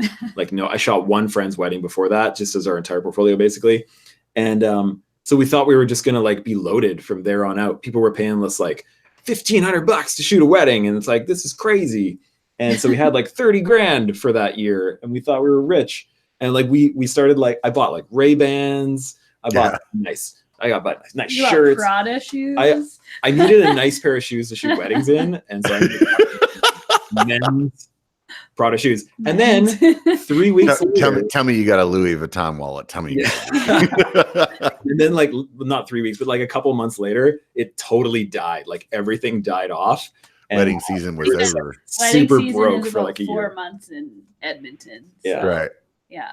So you guys were like living high on the hog for those 4 months, and then man, it was great. it was like being an NFL star until you get injured and you're like, oh shit. But exactly. like we had to learn the really, really hard way through that. And like, you know, we were paying off like that initial debt when we were like, let's spend money. And then, oh, we don't have money. And now we just have debt. We paid that off for years and it took forever. But now because of that, we just like, we got a budget. We stick to the budget and it's good. Like super savers. Super savers. I don't know about super savers. I don't know about that either. But like it's helped like good, since though. then. But it was one of those things that I think we just needed to learn the hard way with, you know, which how it usually goes. Right at the beginning. Right at the beginning. So, Yeah. So like in your photography, Ryan, I think you were doing like some kind of like buildings or like commercial kind of like photography, right? Yeah, so we would do weddings and then I would do commercial photography. So that's like everything but weddings, like for businesses basically. And so a lot of that was architectural photography, which architectural. Yeah, which I really love doing actually. It's like because it was this polar opposite to shooting weddings. Weddings is like craziness all around you all day. Like the clock is ticking. You have to get everything perfect every time, like super stress levels that you had to get used to. Whereas architecture photography, I would walk into this beautiful space and I would have like 8 hours to come out with like 30 finished photos. Right. And like, you know, every movement of the camera is like super finite and like, it's a totally different way of thinking. Yeah. You can totally like dial in that like beautiful shot of the building or whatever. Yeah. So Beth, you were just being like the doing the weddings though. You were kind of focusing to that. Yeah, we'd shoot together, but I didn't really do the commercial work. Occasionally come along now, but yeah. So as Ryan started doing more of the YouTube, I'm assuming that you were continuing to do the wedding stuff more or the other stuff on your own. Yeah. Kind of last year was a bit of a transition as far as I was doing more of that on my own and shooting families and stuff on my own, but then he would still shoot weddings. Yeah, we always did weddings together, like the two of us. And then you would do like a family portrait and you did all of the back end of the business side of it. Like you just totally took that over. And the processing. Yeah. All the processing and all that. Yeah. So how did you guys get to the point where you're like, hey, we should both do this channel? That was super recent. Like basically when Pole, when I went to Crankworks last year, Pole invited me out. Like they invited me out to like, hey, you should try out the machine and see what you think of it. And I said, okay. And so I came out and stayed with them. And then they pitched this idea of like, because we had been talking with them over the last few months and they knew that I wanted to get into just the mountain bike side of things. Cause it's really hard to like split your mind up into like commercial photography, wedding photography, YouTube. And like, it's just too much. Like, it's too sporadic, like every day. So they were like, well, what if we took the place of your commercial work? And then that way you'd create some content for us. And then, so all you would be doing would be mountain bike content. So it's kind of like help streamline things a little bit and then send you on trips to film. Obviously you can film for the Loam Ranger as well, like in Madeira. And so that's when we were sort of like, okay, let's do that. That sounds good. And so you're doing projects for them that are specific for their product. That's kind of in a sense of like, for people that are listening, like more commercial kind of work, but then you're also being able to do the Loam Ranger at the same time. Yeah, exactly. Yeah. So like when we went to Madeira, we were there for basically 8 days and we shot like 14 videos while we were there. It was crazy. Like, and a ton of photos too. Like you were doing most of the photos and it was like madness. I'm not a mountain bike videographer. Like we can make YouTube videos, but that's a different thing to having like pro riders with you and like make them look awesome. And this is for like 4 different videos. Oh, and get them in focus while they just ride mock chicken down this. Yeah. So it was a learning experience for sure. And like, it was really good. So how did that conversation go? Like, hey babe, do you want to go to Madeira? That's what he said. Hey, and then we just got on the plane. Yeah, no, it was a lot of like talking about it and planning and like, can we do this, that kind of thing. So, and even learning from there, like we learned that like we've been producing a video a week for Pole ever since November. like late November. No, Yeah. early December, basically. Every single week, in addition to the Loam Ranger stuff. And we have found out that is like, that's a bit too much for us. And so we are now pulling back from producing a video a week for Pole, because like we just couldn't do it. Like my eye was twitching and like I wasn't getting any sleep, and it was kind of madness for a bit there. Because we're trying to get out a Loam Ranger video every week and then a Pole video as well. Yeah, it was just too much to keep up with. Yeah, so now I actually just produced our last video from this 3-month sort of period that they hired us for. Today I just finished it, so I'm pretty pumped about that, to like deliver that to them. And now we're just going to be doing like more sporadic projects for them, and we can focus on the Loam Ranger channel more. So, which we're really pumped about. It's like there was the financial side of like making those videos for Pole, because they're obviously like paying us to like make them. But yeah, it's worth it for us to really focus on Loam Ranger channel and then have them as a sponsor, like more of like a typical sponsor relationship, than trying to split things up in different ways. So yeah, we kind of like took that leap of faith of like, okay, so our income's going to definitely be lower, but let's just do this. Yeah. I remember when you were talking about like kind of going full time and starting your Patreon and stuff like that. It was, you guys had like, at least from what you had, said to the internet, like you guys were really like, okay, well, what's our expenses? Like, how can we dial this in? Because you guys have 2 children now. Yep. So you have a house to pay for, you got a car to pay for too, and like that's definitely a big leap. How do you together like decide to kind of like walk that plank together, or is it like you know what I mean? Yeah, for sure. It's just been like this. Like, what were you gonna say? I was gonna say I feel like we've always kind of walked that plank together, as far as like just from that initial like him saying like, hey, I'm going to start a photography business. And then that's just kind of been our life, all like the last 10 years of our life of just like, we're like always, I don't know. Well, he's always ready to push the boundaries and like take the risks. And it's funny, like you're saying he's the like boundary pushing risk taker, and then he's telling us that you're like the in your face loud person. It's like you guys are like alter egos on the Loam Ranger channel. Yeah, that's true. That's funny. Well, it's one of those things. It's like here's the thing. So everyone's always like, there's always something that I find that people want to do instead of what they do for their regular job. Like I find a lot of people, they when I talk to people, they're like, well, I don't do anything exciting. I just do this and I don't even like it, that kind of thing. I'd love to do this, but it's a scary thing to make that leap, which it totally is. Basically, it's an art. Yeah, pretty much. Yeah. Or whatever it is, like start a business, that kind of thing. But for me, my entire life, it's because it really all comes down to fear, I think. And I am more afraid of like going to a job I don't like and working for someone else than I am afraid of putting everything I have into something and failing at that. Because I've failed like so many times in the last like 10 years with as far as like business stuff and like audio visual, but it's fine. And like, you just keep going with it and you learn from it, and things generally get better. So that's just what it came down to for me, is that like, I'm not good with working for somebody else. That has never worked out very, very well. And so I'm like, I know that I can't do that. So what will I do? Yeah. What matches best?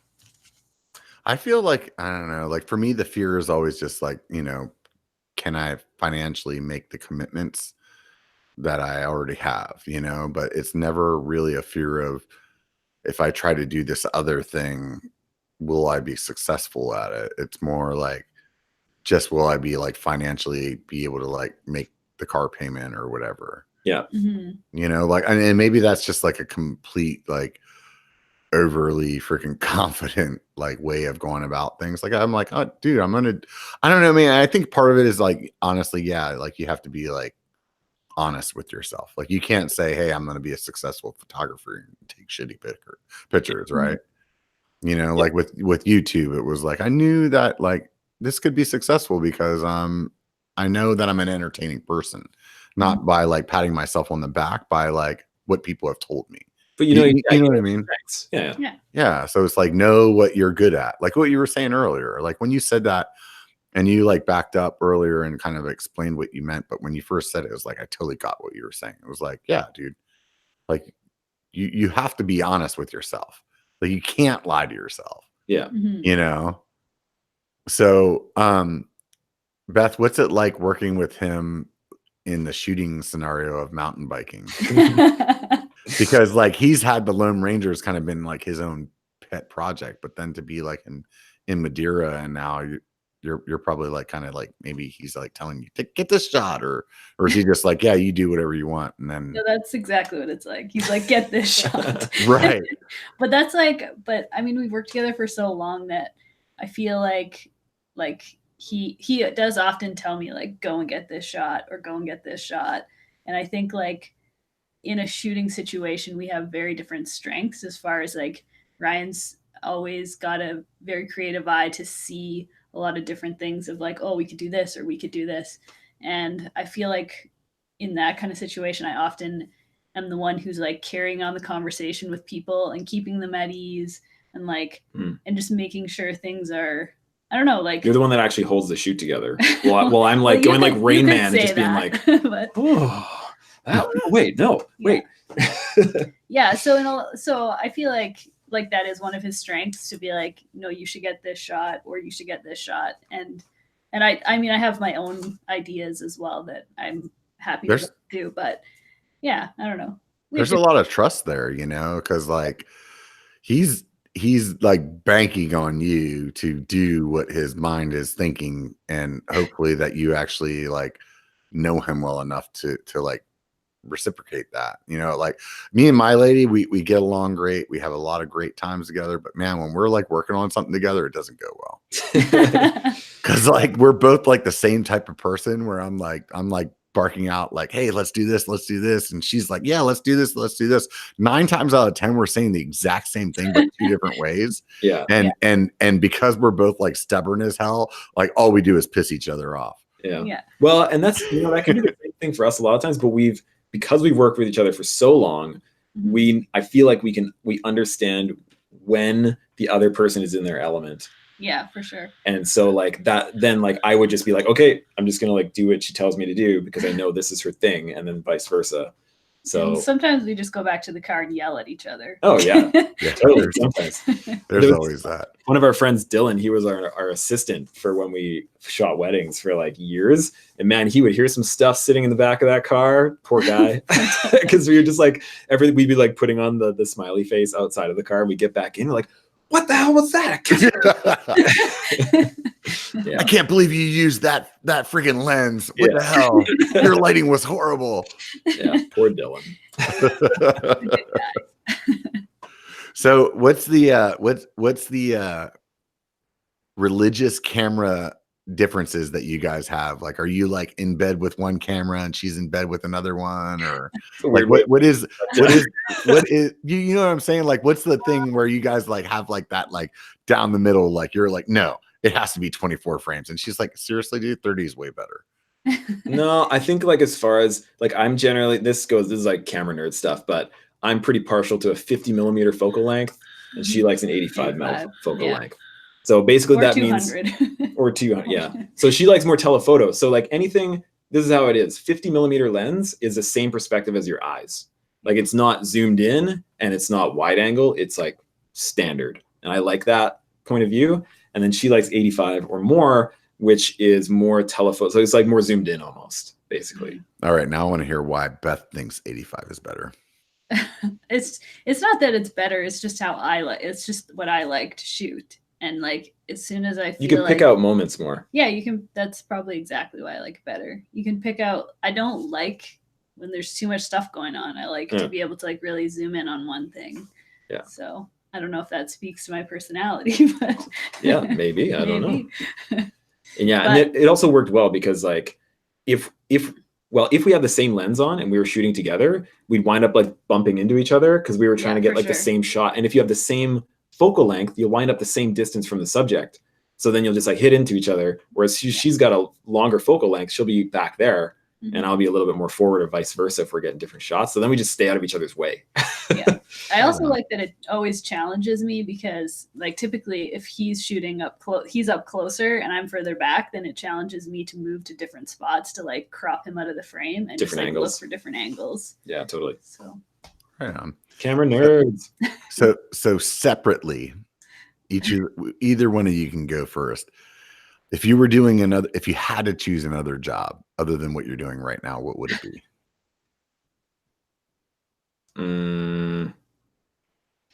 Geez, I don't know. Maybe some like Jeopardy music or something like. Yeah. Like I feel like for a lot of people, maybe there'd be like a quick answer to it, but like, yeah, I honestly like it doesn't really. Here's my answer. It doesn't really matter to me as long as I'm doing similar brain work that I am right now, if that makes any sense. Like, yeah, just being creative and doing something that like actually really interests me. So that could be something in music, potentially. I don't know. I can't imagine working for anyone else. That's like the biggest thing. I love working for ourselves, even though we've had a lot of instability, and you were talking like financially over the years, just because of running our own business. I just can't imagine like working regular hours. Anytime I'm in rush hour, I'm like, wait, people do this? Yeah, rush hour. How do you plan for like the retirement side of it then? We're just planning on just wing like, it. we're just gonna wing that one. Just wing that shit out of it. I love you guys. You guys are speaking to everything that is part of me. Like I'm totally a wing it kind of guy. Yeah. And my lady's like, no, you can't do that. I'm like, what do you mean? It doesn't matter. Yeah. Well, I mean, like even like with what we're planning on doing, like we've been planning to move to Canmore for a long time, and we're still planning on doing that. But like, and Canmore is just right on the border in between BC and Alberta. It's still in Alberta, but just barely. It's as far out of Alberta as you can get with still being inside of Alberta. But it's way more expensive to live there. And we're still planning on moving there sometime this year. Like that's the ongoing plan. But our budget, like the amount we spend every month is going to go up by like $1,500. And like, that's a lot. So, but we're going to do it. And we're just going to hope that we're not hope, but like work towards things meeting those goals. Right. Yeah. And so that comes down to like, working with sponsors or like mostly our Patreon subscribers. Like they're like a huge support for us. It's kind of a funny thing to say, but over 10 years, we've never had more consistent income stream before ever. Yeah. And we're like running a YouTube channel, which sounds hilarious. No, I feel you on the Patreon thing, dude. Honestly, if it wasn't for Patreon, I probably wouldn't be able to consistently do the channel the way that I do. Yeah. Well, like it helps everything move smoothly. Like these lights, like they help like buy those, like it just helps you do things better, faster, and higher quality, and then also just like pays the rent and like buys groceries. Like it's incredible. All these things are so expensive that like kind of play into it. When I first started my channel, I was like, all I need is a GoPro and a gimbal and I'm good. And it's like you don't realize how much, like, I mean, I got lights too. I don't have a like fancy way to show everybody right now, but I mean, like it's the same thing where it was like, wow, I mean, I didn't really think about that, like that cost, you know. And since I started doing the biker bar more than my POV stuff, dude, my Patreon's been taking a dive because, you know, some people are into Patreon for the POV and the extra content that was coming from that. Yeah. So it's definitely it's tough because it's like on one hand, you want to do creatively like what you know you're good at or like what you can do because of life.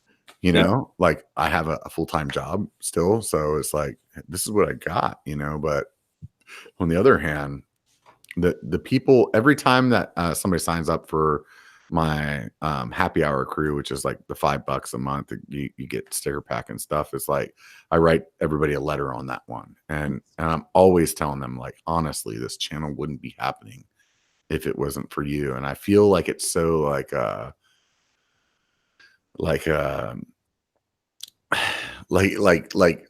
can't think of the word right now where it's like that's like what people cliche. Thank you. Yeah. Where it's like, but I mean, I really mean that. Like you like if it wasn't for that, like I wouldn't have the money to drive to Sedona next week and back and pay for a hotel. Yeah. Absolutely. You know? Mountain biking's kind of expensive, man. Yeah. And keeping content going for sure. Or even like, you know, like what I've told other people in the past too, where it's like, you know, when you're just when you're a regular guy, just mountain biking, right? Let's just say you screw up your rim or something like that, and you need to go take it to the shop and get it fixed. And they were like, oh, it's going to be 2 weeks. You're like, okay, cool. I'm going to go do something else next weekend. Yeah. But when you're a content creator, you're like, oh, fuck, dude. Nope. Well, I guess I need to rent a bike, and I need to like, oh, maybe I should go drive to do that other thing down at that bike park where I know I can rent a bike. Like there's like gas, and then there's renting the lift ticket or the rental bike, and all those things come in. Yeah, for sure. Mhm. So those of you guys listening, if you're not part of my Patreon or part of their Patreon, like consider it. And everybody has different like tiers, right? You guys probably have like a low level tier, right? Yep. Mhm. $3. $3. So I mean, you get 1,000 people at $3. That's a fucking shitload of money, you know. Let's pay the bills, definitely, for sure. Yeah, and like that was the thing, and even on Patreon side of stuff, just like try and figure out ways that can have like really good value for them. Like what you were saying, lots of people want like extended cuts and that kind of stuff, but I've always had a really hard time with extended cuts because I want the finished product to just be it like that. I don't want to put out stuff that's not as good for people. So I've always struggled with that a little bit. Like sometimes it's good to show a trail start to finish. Like that makes sense. Like some awesome BC trail that's like 17 minutes long. I obviously am not going to show just that on YouTube. So, that's cool. But yeah, there's a lot of times, especially when we're doing like more produced videos. Like I did a winter shred machine video a couple of weeks ago, and it's not like you can do an extended cut of that. It's like a totally like edited up video with music and all that kind of stuff. So, but yeah, like that should have spent all your falls.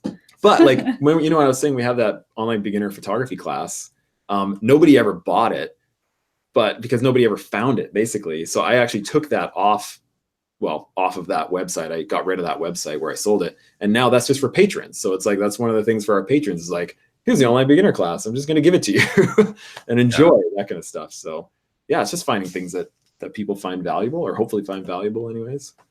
Yeah. I totally understand what you're saying too about the long cut. Like for me, what it was when I started Patreon, it was like, how can I do this and like not up the amount of time that I need to do? Like how can I do this, provide something to them, but not like dramatically change the amount of time that takes out of my life. Yeah. So like people don't realize like I had talked to, and tell me if you think this is wrong, but like when I talked to regular guy mountain biking, whenever I first started, he had said to me, yeah, it's about 3 times as much time that you took riding is how long it takes to edit.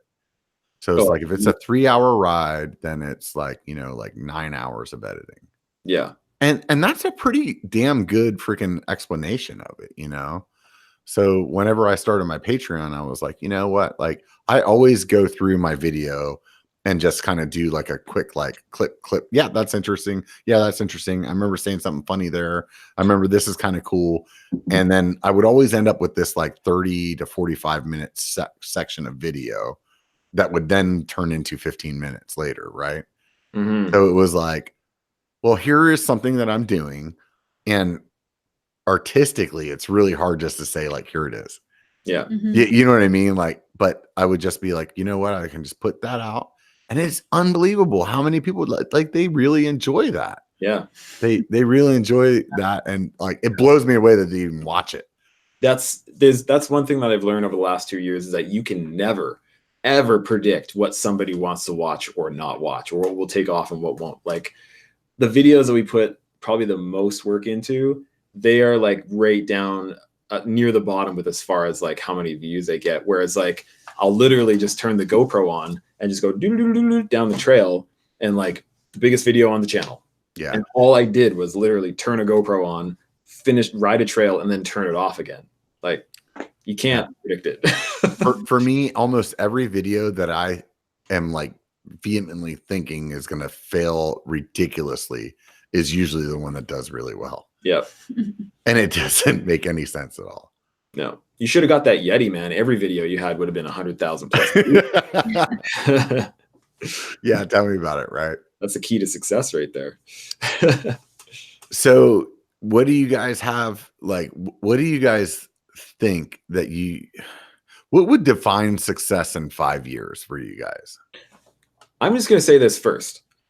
Everybody watching or listening, Robert is really, really good at this. I was gonna say it. Like I was just like, that's what I was thinking. I'm like, he's really good at just like carrying a conversation and asking questions. Yeah. Like before this started, I sent him a message. I'm like, do you have like a list of like questions that you ask everybody? Like, should I see these beforehand or anything? He's like, no, I'm just going to ask some questions. I don't even really have a plan. I'm like, oh, because I've watched a few of these now.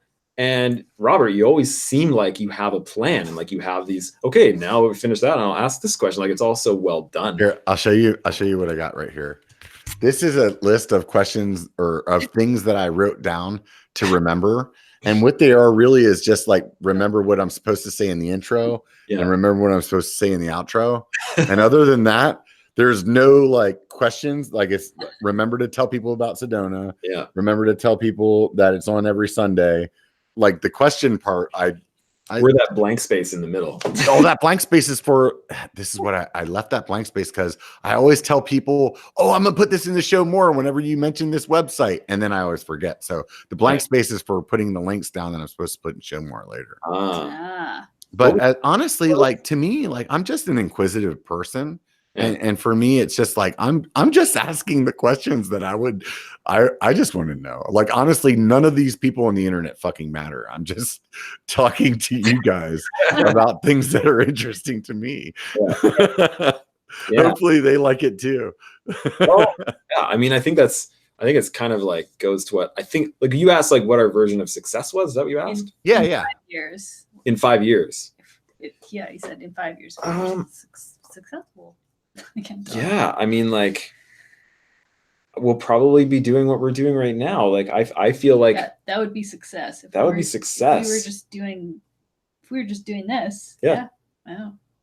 Like it's been a super long road to get here. Yeah. And it's like so much work, but it's work that I really love doing. And like to like see the comments and like talking with people and especially with this contest we just ran, like there's all these people that did videos for like a contest entry. And it was so cool to see like there's actual human beings that actually watch these videos. Like you see the little view count number, see the numbers, but those are actual people out there. Like it's just it's a really cool thing to be a part of. I've done some stuff like that, dude. And it's really hard to freaking like pick someone. How did you guys pick somebody for that? Okay. So we had 120 some entries. And then her and I, we went through and just favorited because we wanted to show like kind of the top ones on the live stream yesterday. And so we sort of like bookmarked our favorites. It ended up being like 20 some. Something like that. And then we played through them all. And then we realized we had no good way of actually like picking someone at the very end of it all. Yeah, because we kind of had a couple top ones. So like going through and watching them again, we're like, okay, we think it's down to this 4. And then we talked about it like awkwardly on the live stream. We were like, we're not telling people which ones we were pointing at. Like, I think maybe this one or this one. Yeah. And then it came down to 2. And then we literally did rock, paper, scissors to decide who would win this bike frame. So that's, and then I felt like so bad that it came down to rock, paper, scissors. Oh, it's awful. But we could but I won, so it was great. So yeah, she won. Who cares? Yeah. Dude, this is one thing I learned in my relationship. The woman is always right.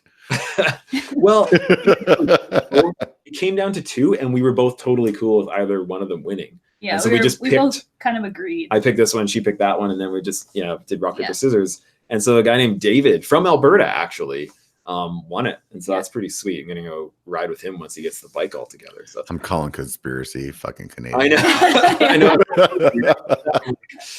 That seems a little, but he was from a town I had never heard of. I'd never met him before. Not Chesterfield. You kept saying Chesterfield. Chestermere. Never heard of him before. That's weird. I'm going to do some background checking on this shit, dude. Yeah, I think all Canadians know each other, right? Yeah, right. Well, there's like 20 of us, so yeah. Honestly, man, success 5 years from now is just this, and that's it. Yeah, we're good. So, like, does this channel is this channel about travel? Is this channel about your family? Is this channel about like bringing people up to another level in mountain biking?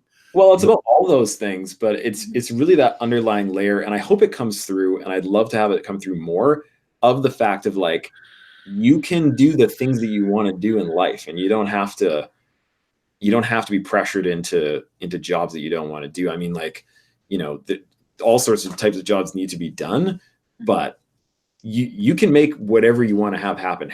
And so I'd love to just keep building that into the channel, and have that kind of being like the underlying theme to it all.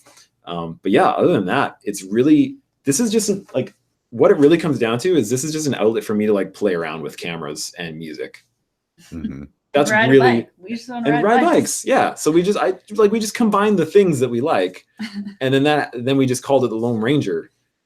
There isn't really much more to it than that, to be perfectly honest. Yeah, like you started the channel because you were like, maybe I can get enough YouTube views to like pay for some of my trips. Yeah, and then we realized that like that basically didn't work. No.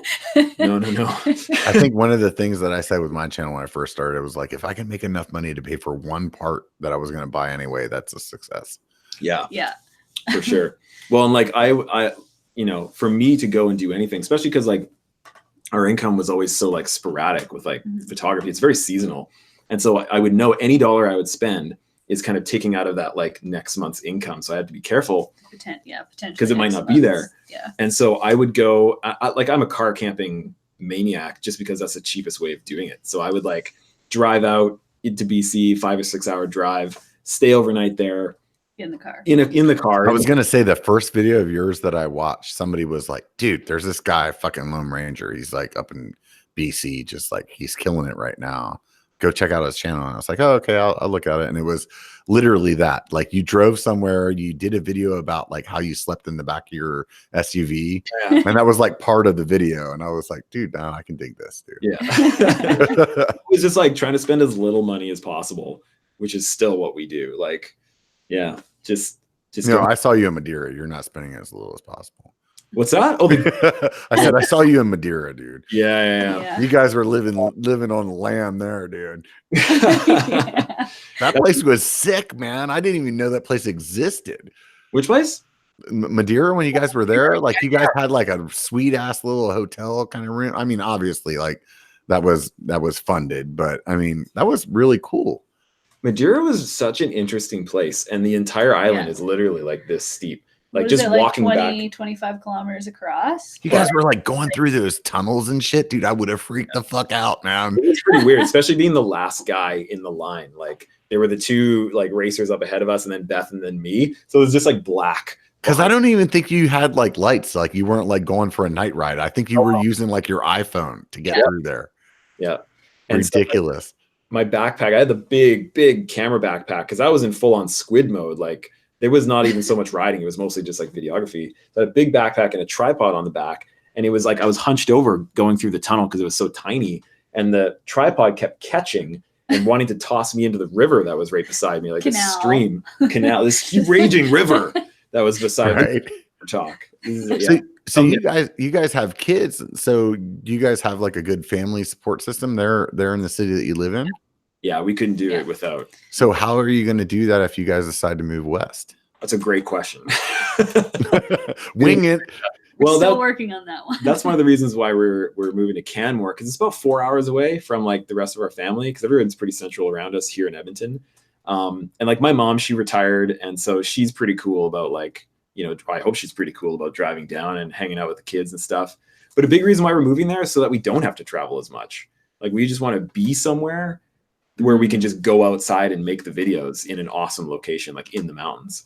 So one of the big ideas with it is actually not traveling as much. So that should help. So you've started a channel similar to Seth Bike Hacks. You're in a spot that's not a mountain biking kind of mecca. So there is also, being in Canada and all, you guys have a big off season. How do you, I mean, you still release a video a week, right? Yeah. So how are you doing that whenever there's like freaking feet of snow outside or whatever's going on up there? Yeah. I mean, it comes down to traveling and shooting as much as we can on one trip and then coming home and just getting out those videos. Yeah. So unfortunately for us, it's not as much riding as we would like. I barely ride in the wintertime. Like I ride on average, like every 6 to 8, like I'll ride once, like every 6 weeks sometimes. Oh, wow. That's crazy, dude. I don't know about you, but I have like, I call riding like single track therapy. Yeah. Because if I don't have that, I start going a little like wonky. It doesn't show by my physique, but it really is a part of me. Like, what do you guys do to like kind of keep yourself centered whenever you're not being able to have that outlet? I don't. sometimes, keep myself centered. But like that's what fat bikes are for. True. Like fat bikes allow you to get out there and ride on the snow and on the ice and all that kind of stuff. But we just came out of like 2 weeks of super cold weather where we couldn't fat bike at all. Yeah, like all you guys down there, like, oh, the polar vortex, it's like slightly chilly. It was -40 every day for 2 weeks straight. We just came out of it like 2 or 3 days ago. But before that, like you walk out of the house, you have like a minute or two before you're in trouble if you're not dressed right. You'll just die. So there was no fat biking. No fat biking. Yeah, just hit the gym. She hit the gym. I did. Yeah. Stay sane. Yeah. So one of the things that's kind of interesting about you guys, correct me if I'm wrong, but your honeymoon, you guys went mountain biking. Yeah, we went to Whistler. Yeah. I convinced her to go to Whistler for our honeymoon. How awesome is that? So Beth, you were like, let's go somewhere tropical. And he was like, hey, Whistler. Or I think, wasn't Whistler actually my idea though? You could have brought it up because we got married on Vancouver Island. And so then I'm pretty sure it was my idea because I wanted to go to Whistler. Like I hadn't been there before. Yeah. I just didn't like anticipate the mountain biking part. Is Vancouver Island huge? Because I swear that show that I watch on freaking like History Channel is like Alone, I think is like filmed on Vancouver Island. That place looks rough. It's a really amazing, it's a beautiful, beautiful place. Yeah, it's and I'll see if I can do this backwards again, but here's Vancouver Island and then there's like water, you know, being an island, and then there's Vancouver, and then Whistler is just like up from Vancouver. Yeah. And so we got married on the island, went across, and then up to Whistler for like 7 days or something like that. In a week. And yeah, so we got bikes, and I ended up like bleeding in the tub for like half the time just from crashing on A line because and so she was mostly just like repairing gashes in my leg for like half of our honeymoon. But yeah, it was good times. I prepared by like we did some biking here, but nothing like what Whistler was. I think I cried twice going I think I cry on every ride. I'm just it's usually on the climbs. I cry less when we're doing like shuttles, but so how about both of you guys? What's your favorite trail? Whether it's local, not like, doesn't have to be epic, doesn't have to be anything. It just has to be like the one that just like that ride that just sticks out in your mind. You're like, that was the day. For me, I would say the one that popped into my head the fastest was I was riding with Paul from Paul the Punter, and we were in a place called Rossland, and I'd never heard of Rossland before ever. It's like very southern Alberta. I think Washington would be below it. Potentially, maybe even like there's a little bit of Idaho that connects. I think I don't know. It's somewhere around there. Really southern Alberta. I wasn't really southern BC. I mean, sorry. And so I had zero expectations, and that was probably a big like when you really don't expect anything out of what you're about to ride, and something awesome happens, then it's just so much better, right? So we ended up hitting a trail called Whiskey on the Rocks that led into Whiskey and then led into some other trail, and it was like such good riding. Like it was just the right amount of like difficult, you know, like I don't mind difficulty on my rides at all, but sometimes when it gets too difficult, it's more just like fearing for your life than anything else. And then sometimes it's too easy. This one was like so perfect as far as like this is challenging, but I got this, and like you were just flying through it, and there's like rock drops and like all kinds of fun stuff and fast sections. It was so good. So yeah, Whiskey on the Rocks in Rossland, probably my current favorite. And Beth? One of my favorite places to ride is Coast Gravity Park, and I just like love, like, I don't know if I have a specific favorite trail. What is it called? Red Dragon? Is that the one I really Red Dragon, like? yeah. But hand job. Everybody likes hand job. Yeah. No, that's like, I mean, it's just like one of those places where you can go and ride and it doesn't feel like it. Well, when we were there, because it was spring, it wasn't like crowded. So you could just like, you felt like you had the place to yourself a lot of the time, which I love. Which is a big deal in bike parks. Like you got all the bike park bros. Yeah. Nothing wrong with the bike park bros. But like when you're just like going down a blue trail and someone's like flying up beside you or up to the back and like you're just trying to like, take it easy or whatever, like that's pretty much my life. That's pretty freaky. Whereas Coast Gravity Park, it's all shuttles, like paid shuttles, like they just run it like as you would a lift, but you go up with everybody, you know, in one big cart, and then everybody gets out, and then everybody goes down at the same time. So you could just wait 15 seconds, and then you're basically have the whole mountain to yourself. No one's going to be behind you until the next shuttle thing comes up. So it's pretty sweet. I really like it. Yeah. Yeah. I also really now am like really want to go try this trail that we did last year called Hopeful, which is Panorama. That's up there. It was like the top end of my skill level last year. You killed it. But it was also like, it was really good. It really pushed me. So, and I feel like I'm like, I want to go try that one again. Yeah. That one's like a super epic trail. Like it's very, very long trail. To climb up there is like 3.5 hours of climbing, I think. And then the way down, I don't even remember how long it is, but it's a long, you go all the way up from the Alpine of like scree slope all the way down into the Panorama bike park at the bottom. So it's sort of like top of the world in Whistler. It's very similar to that kind of length, like epic trail for sure. Yeah.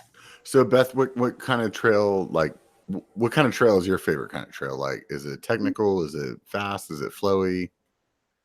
I don't know. I feel like I like a mix of things, but I really like flowy stuff. Like when I think of like some of my favorite riding, it's often like more flowy, kind of like, some of the stuff at Silver Star Bike Park, like that kind of. I like downhill. I don't like anything I have to climb. Yeah, she doesn't like climbing very much. Yeah. The biggest. Funny enough, neither do I. So I pretty much just want to go down at all times, but I like a little bit of technical stuff. But I find that I'm the kind I get tired of it, right? Like if you're just doing an entire trail that just feels technical, I'm like, I don't want to keep doing technical. Like I need a break from this. It's kind of relentless. Yeah. How about you, Brian? You like, I mean, you're pretty good at jumps and stuff like that too. What's your forte? Something that has everything. That's what I really like about some of the bigger parks.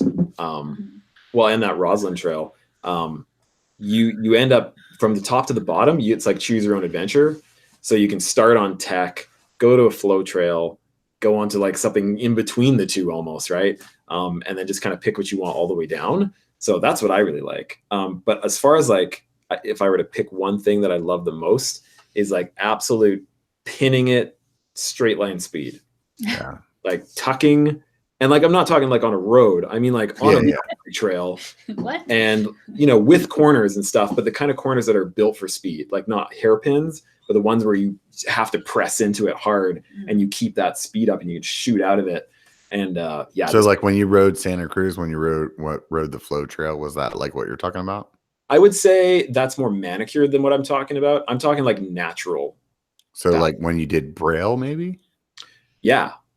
Okay. Like the Braille kind of thing where you're like absolutely hauling through the forest, but it's still very natural. Yeah.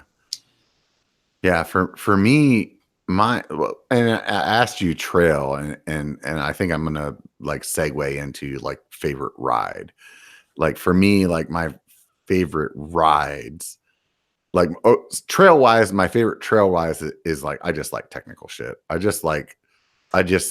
love looking at something that just looks unrideable and then like, holy shit, I did that, and hopefully on the first try. But like, like even if you have to like session some things and like and now I'm segueing into like favorite ride, like for me is like going out and just like bullshitting with your friends and not having an agenda and just like sessioning things. Like those are the rides that are the most fun to me. I think last year my favorite ride was with Dusty Betty and her husband Steve. And we rode Downeyville, and it was like there were sections of the trail that we had to hike through because it was still under the snow. There were sections of the trails where like I was like, oh, I'm gonna do this technical section, and Steve was like, I'm not doing that. And then after he watched me try it, he's like, okay, I'm gonna do it. And like we just had fun with it all day long. And those are the rides that are like they just stand out. So what's a ride to you guys that just stands out? Like aside from maybe it could have been the most lame trail ever, but like the ride that stands out. Oh man, that's tough. Yeah. But I can say that's one thing I want to do a lot more of this year is actually sessioning things. I feel like, especially with the YouTube channel, you always feel like you have to go and just like ride the trail, start to finish, like go and do it. But yeah, definitely stopping and working on because that's how you build your skills. It's not just like fumbling through it and never doing it again. Like you're never going to build your skills like that. It's Yeah, like, but outside of that, to me, it's like this is one of the things I say all the time, dude. I ride bikes to like let go of stress, not build it, you know? And so like when you're going out and you're just having fun, like that's what this is really about. You know what I mean? It's not about like capturing like the big gap jump or the awesome technical place or whatever. It's really just about like going out and having a good time. Yep. Yeah. And for like every single time I have stopped, and it's always like, if you're by yourself, that's one thing, but like if you're other people, like with other people sessioning stuff, that's some of the most fun you can have on a bike ride for sure. Like everybody's trying it. Doesn't matter how good or bad you are at whatever it is. If you're trying it, people are like, yes, that was awesome, you know? So yeah, I definitely want to do a lot more of that. But so you still didn't answer favorite ride. What was your favorite ride last year? Yeah, man. I don't know. I don't think I can answer that. I don't know. I'll tell you, I'll give you guys a second to think about it. Last year for me, my favorite ride was definitely that Downeyville ride. Just unbelievable time. I mean, everything that should have been like made a good ride didn't happen. You know what I mean? Like we almost got stuck in the snow getting up to the top. We had to like push the van through, like get the like tracks out so that we could get through it. Like we had to find the trail because it was under the snow. It started raining. Like everything went wrong in terms of like what would make it a great day. But that was a great day. Nice. I don't know. I think one of the best days was when I went to Peru with Sacred Rides in March of last year. Was it March? March. I don't know, something like that. Maybe February. And I'd gotten really sick halfway through on like the Wednesday, basically, sort of midway through the trip. And it like took me down pretty hard. And when I came back from that, I was feeling so good. And that day's ride was incredible. I mean, every single day was like nuts. But this one, I was just like feeling awesome. And like, I was trying all sorts of stuff. Like, cause there's no actual mountain bike trails there. You really got to find your own lines and ways of doing things. And it was one of those days where like something was clicked on in my head where I was just trying all kinds of just like jumping off of everything I could find. And like, you were in the zone. I was in the zone. Yeah. And start to finish. And especially coming off of being sick where you're like, oh, I'm missing out on this trip. And like, this sucks. To that, it was like, yeah, that contrast was totally a part of it. So I'll say that one. That was a good ride. Beth? I can't remember what the trail is called, but we were riding it near Panorama. It was when we were out there with your mom and the kids. And it was like the one evening. And just we me were and like in Invermere. And yeah, it was just the two of us. And we had like most of the trip, we were doing this like trip with the kids and Ryan's mom. And like there was just like a lot of family stuff that because the kids are there. And it was just like mentally exhausting in that way. Yeah. And then we just like went out and rode in this one trail, and it ended up like being like the most beautiful views and like sunset and just like beautiful flow and a little bit of technical stuff. And it was just like this really nice mix. And Crucifier. That's what the trail. That's what the trail is called. Anyways, I just like came out. I just wanted to keep lapping that trail over and over again. Like I was freaking exhausted from that trail. So it was good. No, well, I couldn't have actually done it, obviously, but But in your mind, I in my mind, I could have kept doing it. Yeah, that's the one thing that sucks about like traveling to places.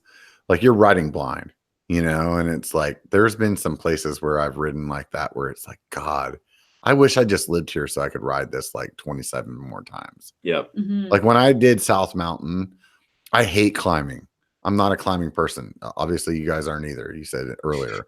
But like I hate it. But like the whole time that I was climbing that climb, I was like, God, I wish I lived here because there's so many spots where it's like champion spots. Yep. Where you're like, dude, if I did this again and I made that spot, that would make me happy. Yep. And if I made that spot, that would make me happy. And then the downhill was awesome. And like the views were great. You've ridden South Mountain, haven't you, Ryan? Yeah. We were there pretty close to the same time. I think you were there like a month after me or whatever. Yeah. Dude, just a great time, man. I just really, really enjoyed that place. Yeah, that was a really cool place to ride for sure. And like, that's one of the, I don't want to say that was one of the few places where you can truly enjoy like climbing stuff. But yeah, they're all like, it's just like you're pedaling up a sandy bit and then you have your next obstacle. It's not just like climbing up to get to the top. Yeah. It's not a grinder. It's like, it's a grinder with like technical spots. Yeah, exactly. There's moves you got to make. Yeah. So fun.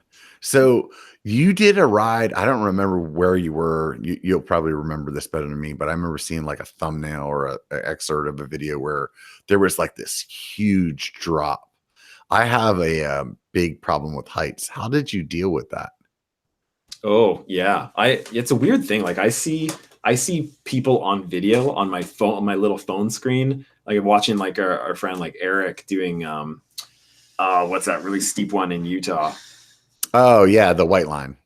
No, different one. Anyways. Oh, different one. Okay, never mind. I thought you were talking about Portal Trail. I can't handle it. Because I know like how crazy it is on the side, and like my heart's in my throat. But then when I'm actually there, it's less so. I still get freaked out for sure. I can, but it's less than me watching it after the fact, which is weird. But yeah, in like there was one part in Peru when it was like major exposure, and I think that's where I was thinking, the Peru one. Yeah, and you had like a little canal or something next to you or something. Little canal on one side. Yeah. And then just a couple hundred feet that way. Yeah. Shit show on one side, canal on the other, right? Yeah, exactly. This wide to actually pedal on. And then at one point. So those of you guys that are listening, when he said this wide, it was maybe about a foot and a half that he was showing. Good call on that. But it eventually just kind of like went into a bit of a hump like that, or just kind of like it ended up being about an inch or two that you actually had to ride on. And it also happened to be in that same moment where the exposure was the worst. And so just as I was coming up over that, my brain was like, nope, this is too much. And then my hands started, my arms just started shaking back and forth. It was uncontrollable.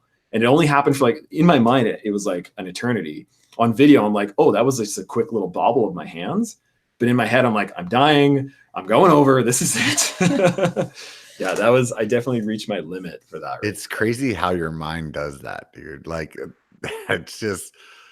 But then I did a spot in Sedona last year. Like, honestly, it's not like for most people, they'd be fine. But for me, because I have this fear of heights and stuff, like for me, it was like, it took me like 3 hours to get across this like 15 seconds. You know what I mean? It's like when I went to go back and edit it, I'm like, you pussy. It's like 95 feet wide and you only had to go like 10 feet. Like, why are you like, I honestly, I literally considered crawling. Like, that's how scared I was. What trail were you on? Highline or something? No, I'm not even going to tell you because it was not even close to Highline, dude. Oh, like Highline probably is like 5% like of as, how do I say this? If what I was on was like 100 feet wide, Highline is like 5 feet wide. Okay. But I was on the 100 feet wide section and I was going, oh my God, I was losing my shit, man. But that's fair. But then the funny thing is, I think about this all the time because I've never been good on like the skinnies, like at all, like staying balanced on those, any sort of a skinny really. But then you think like, as you're riding down the trail, the trails can be so narrow, but if it's just like dirt and then more dirt, we're flying down that trail and we stay right on that damn line. Yeah. We're right on that line. But you turn it to wood and you're like, oh, I can't. Well, that was like me in Madeira. We were like riding those really narrow things with the canals beside us, and I was just fine, like totally fine. Because it was cement, but not wood. Cement. But if it was wood, I would have been like walking the whole way. Yeah. Yeah, no, I totally know that feeling. There's a ride up here. It's eluding me. It doesn't actually matter what trail it was, but it like has a drop on one side. And because of that drop, I remember like hugging the inside of the trail so much that I kept hitting my left shoulder was on the inside of the trail, I kept hitting my shoulder on like the wall that was there. Dangerous. You clip that side and then you go off way, right? Right. But if that drop wasn't there, like if it was just, let's just say, a wall on that side or flat from that side, like I would go through that same section at Mach 9 and not even think about it, you know? And it's just like, all I do is just get in my head and then I start like thinking about how I'm going to make this mistake or whatever. And really it's because I'm doing that is what makes me make mistakes. Yeah. Oh, for sure. That's where it all comes from. Yeah. And like, the thing that I have been trying that I keep having run through my head over and over and over again is how amazing it is how if you're just looking 10 to 15 feet up the trail, but if you keep your eyes on the trail, just like 10 to 15 feet in front of you, your body and your mind and your eyes have like soaked in that trail information 15 to 20 feet before, and your body will do the rest. Right. Like it'll follow that line without you having to look right in front of you. And like looking right in front of you, that's when you get in trouble and like start freaking out when it comes to these steep drop-offs, right? So I'm always like, okay, just look further ahead and my body will just take care of the rest. Just look ahead. Yeah, totally. It's funny. It's funny how the brain works like that, man. Yep. Screws us over, man. totally does. Yeah. Hey, dude. So we've actually just burned right through 2 hours. Every time that I tell people that the show is going to be 2 hours, they're like, "Man, that's a long time," and it goes by so quickly. I really drank this whole bottle of scotch. Like, geez. Yeah, right. I really appreciate both of you guys like sitting down, taking the time to hang out. Like I was really anticipating like having this conversation because we don't know each other. You and I haven't really chatted, so it's been a lot of fun. And I also got to meet the lady too. That's super cool. Yeah, no, man. Thanks for having us on. I was like really looking forward to this leading up to it. Yeah, you do a great thing here on like keep doing this. This is great. Yeah, like you're really good at this. Like, you are really good at this. So, and I love thank you to all the different mountain bike creators that you're putting on here. So it's total like true privilege to be on this. So yeah, thanks for having me. Hopefully in the future we can do some more things where we have like a topic and we kind of like break it out like off camera style, you know, where I'd love to have you guys back on and we talk about, you know, something specific instead of, you know, just digging into why you're not a rock star and you're a YouTube star. But like it was super fun, man. I truly appreciate it. If you guys aren't familiar with Loam Ranger's channel, I'm going to put that in the show more later, as well as his. Hey, you guys should support them on Patreon. You know, obviously their kids need to eat. They apparently don't need to, but come on. No, seriously, I had a great time hanging out with you guys. Once again, anybody that threw up a super chat, I really appreciate. I can't speak English, apparently. It must be the Canadian. That's too much Canadian going on here. So I appreciate all the super chats that came up. Those of you guys that haven't super chatted yet, you should probably do it now. That'd be good. Otherwise, swing by patreon.biker.com, do that. Or like I said earlier, if you're just freaking feeling the cheap, all you got to do is go amazon.biker.com. So that's B1KER.com and make that your Amazon homepage, your bookmark, or whatever it is. So whenever you go to Amazon, you're like, you know what? I need a new widget or I need a new whatever. When you get there, it's like the biker shop, but there's a search bar at the top, just like Amazon. Weird. Imagine that. Type in whatever you're looking for, buy it, and then I get a cut and it doesn't cost you anymore. And that help support this channel. I would imagine that if you're on the Loam Ranger's channel and you're watching some of his stuff, there's a little show more there. Click the links. It takes you to Amazon. That's an affiliate link for those of you guys that don't know. That gives him a cut too. So like if you're thinking about buying a GoPro or you're thinking about buying something, head up to whoever your favorite YouTuber is and just click one of their links and then that will help them out. I don't ask people to do things that I don't do myself. I do this myself all the time.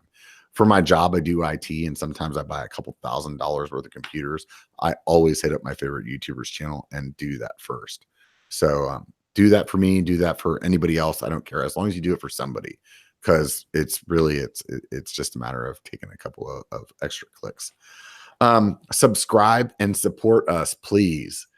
This channel, like the subscriber count is what I watch. It makes me happy. Like when I see that number go up, it makes me stoked. So I would imagine the same thing goes for Ryan and Beth as well, even though they're at like 150 million over there. I think, where are you guys at right now? Oh yeah. I think we're at like 120,000. 120,000. Yeah. Dude, did you get your like YouTube plaque or whatever you're supposed to get for 100,000? No, they told me it'll be in the mail. It's in the mail. They don't deliver it. No. It's so weird. Yeah. Right. You would think that they would come with like a party and like they just poppers and fireworks. 100,000. That's awesome, man. Congratulations, guys. Oh, stoked on it for sure. Well, once again, do you guys have a sign off on your channel? No, but you know what? That whiskey channel, they have the best sign off, and I'm going What's to try to theirs? remember it because it's called Whiskey Tribe, this channel, but I love it. This is it. I need a glass for it. If you fight, may you fight for a friend. And if you steal, may you steal your lover's heart. And if you drink, may you drink with us. And then they take a sip, but I don't have any whiskey left. So, but I love that ending. Isn't that great? No, that is actually really good. And all of a sudden made me feel really bad about saying, hey, it only takes a bike to be a biker. Get the fuck out and be one, bitches. Thanks for having us.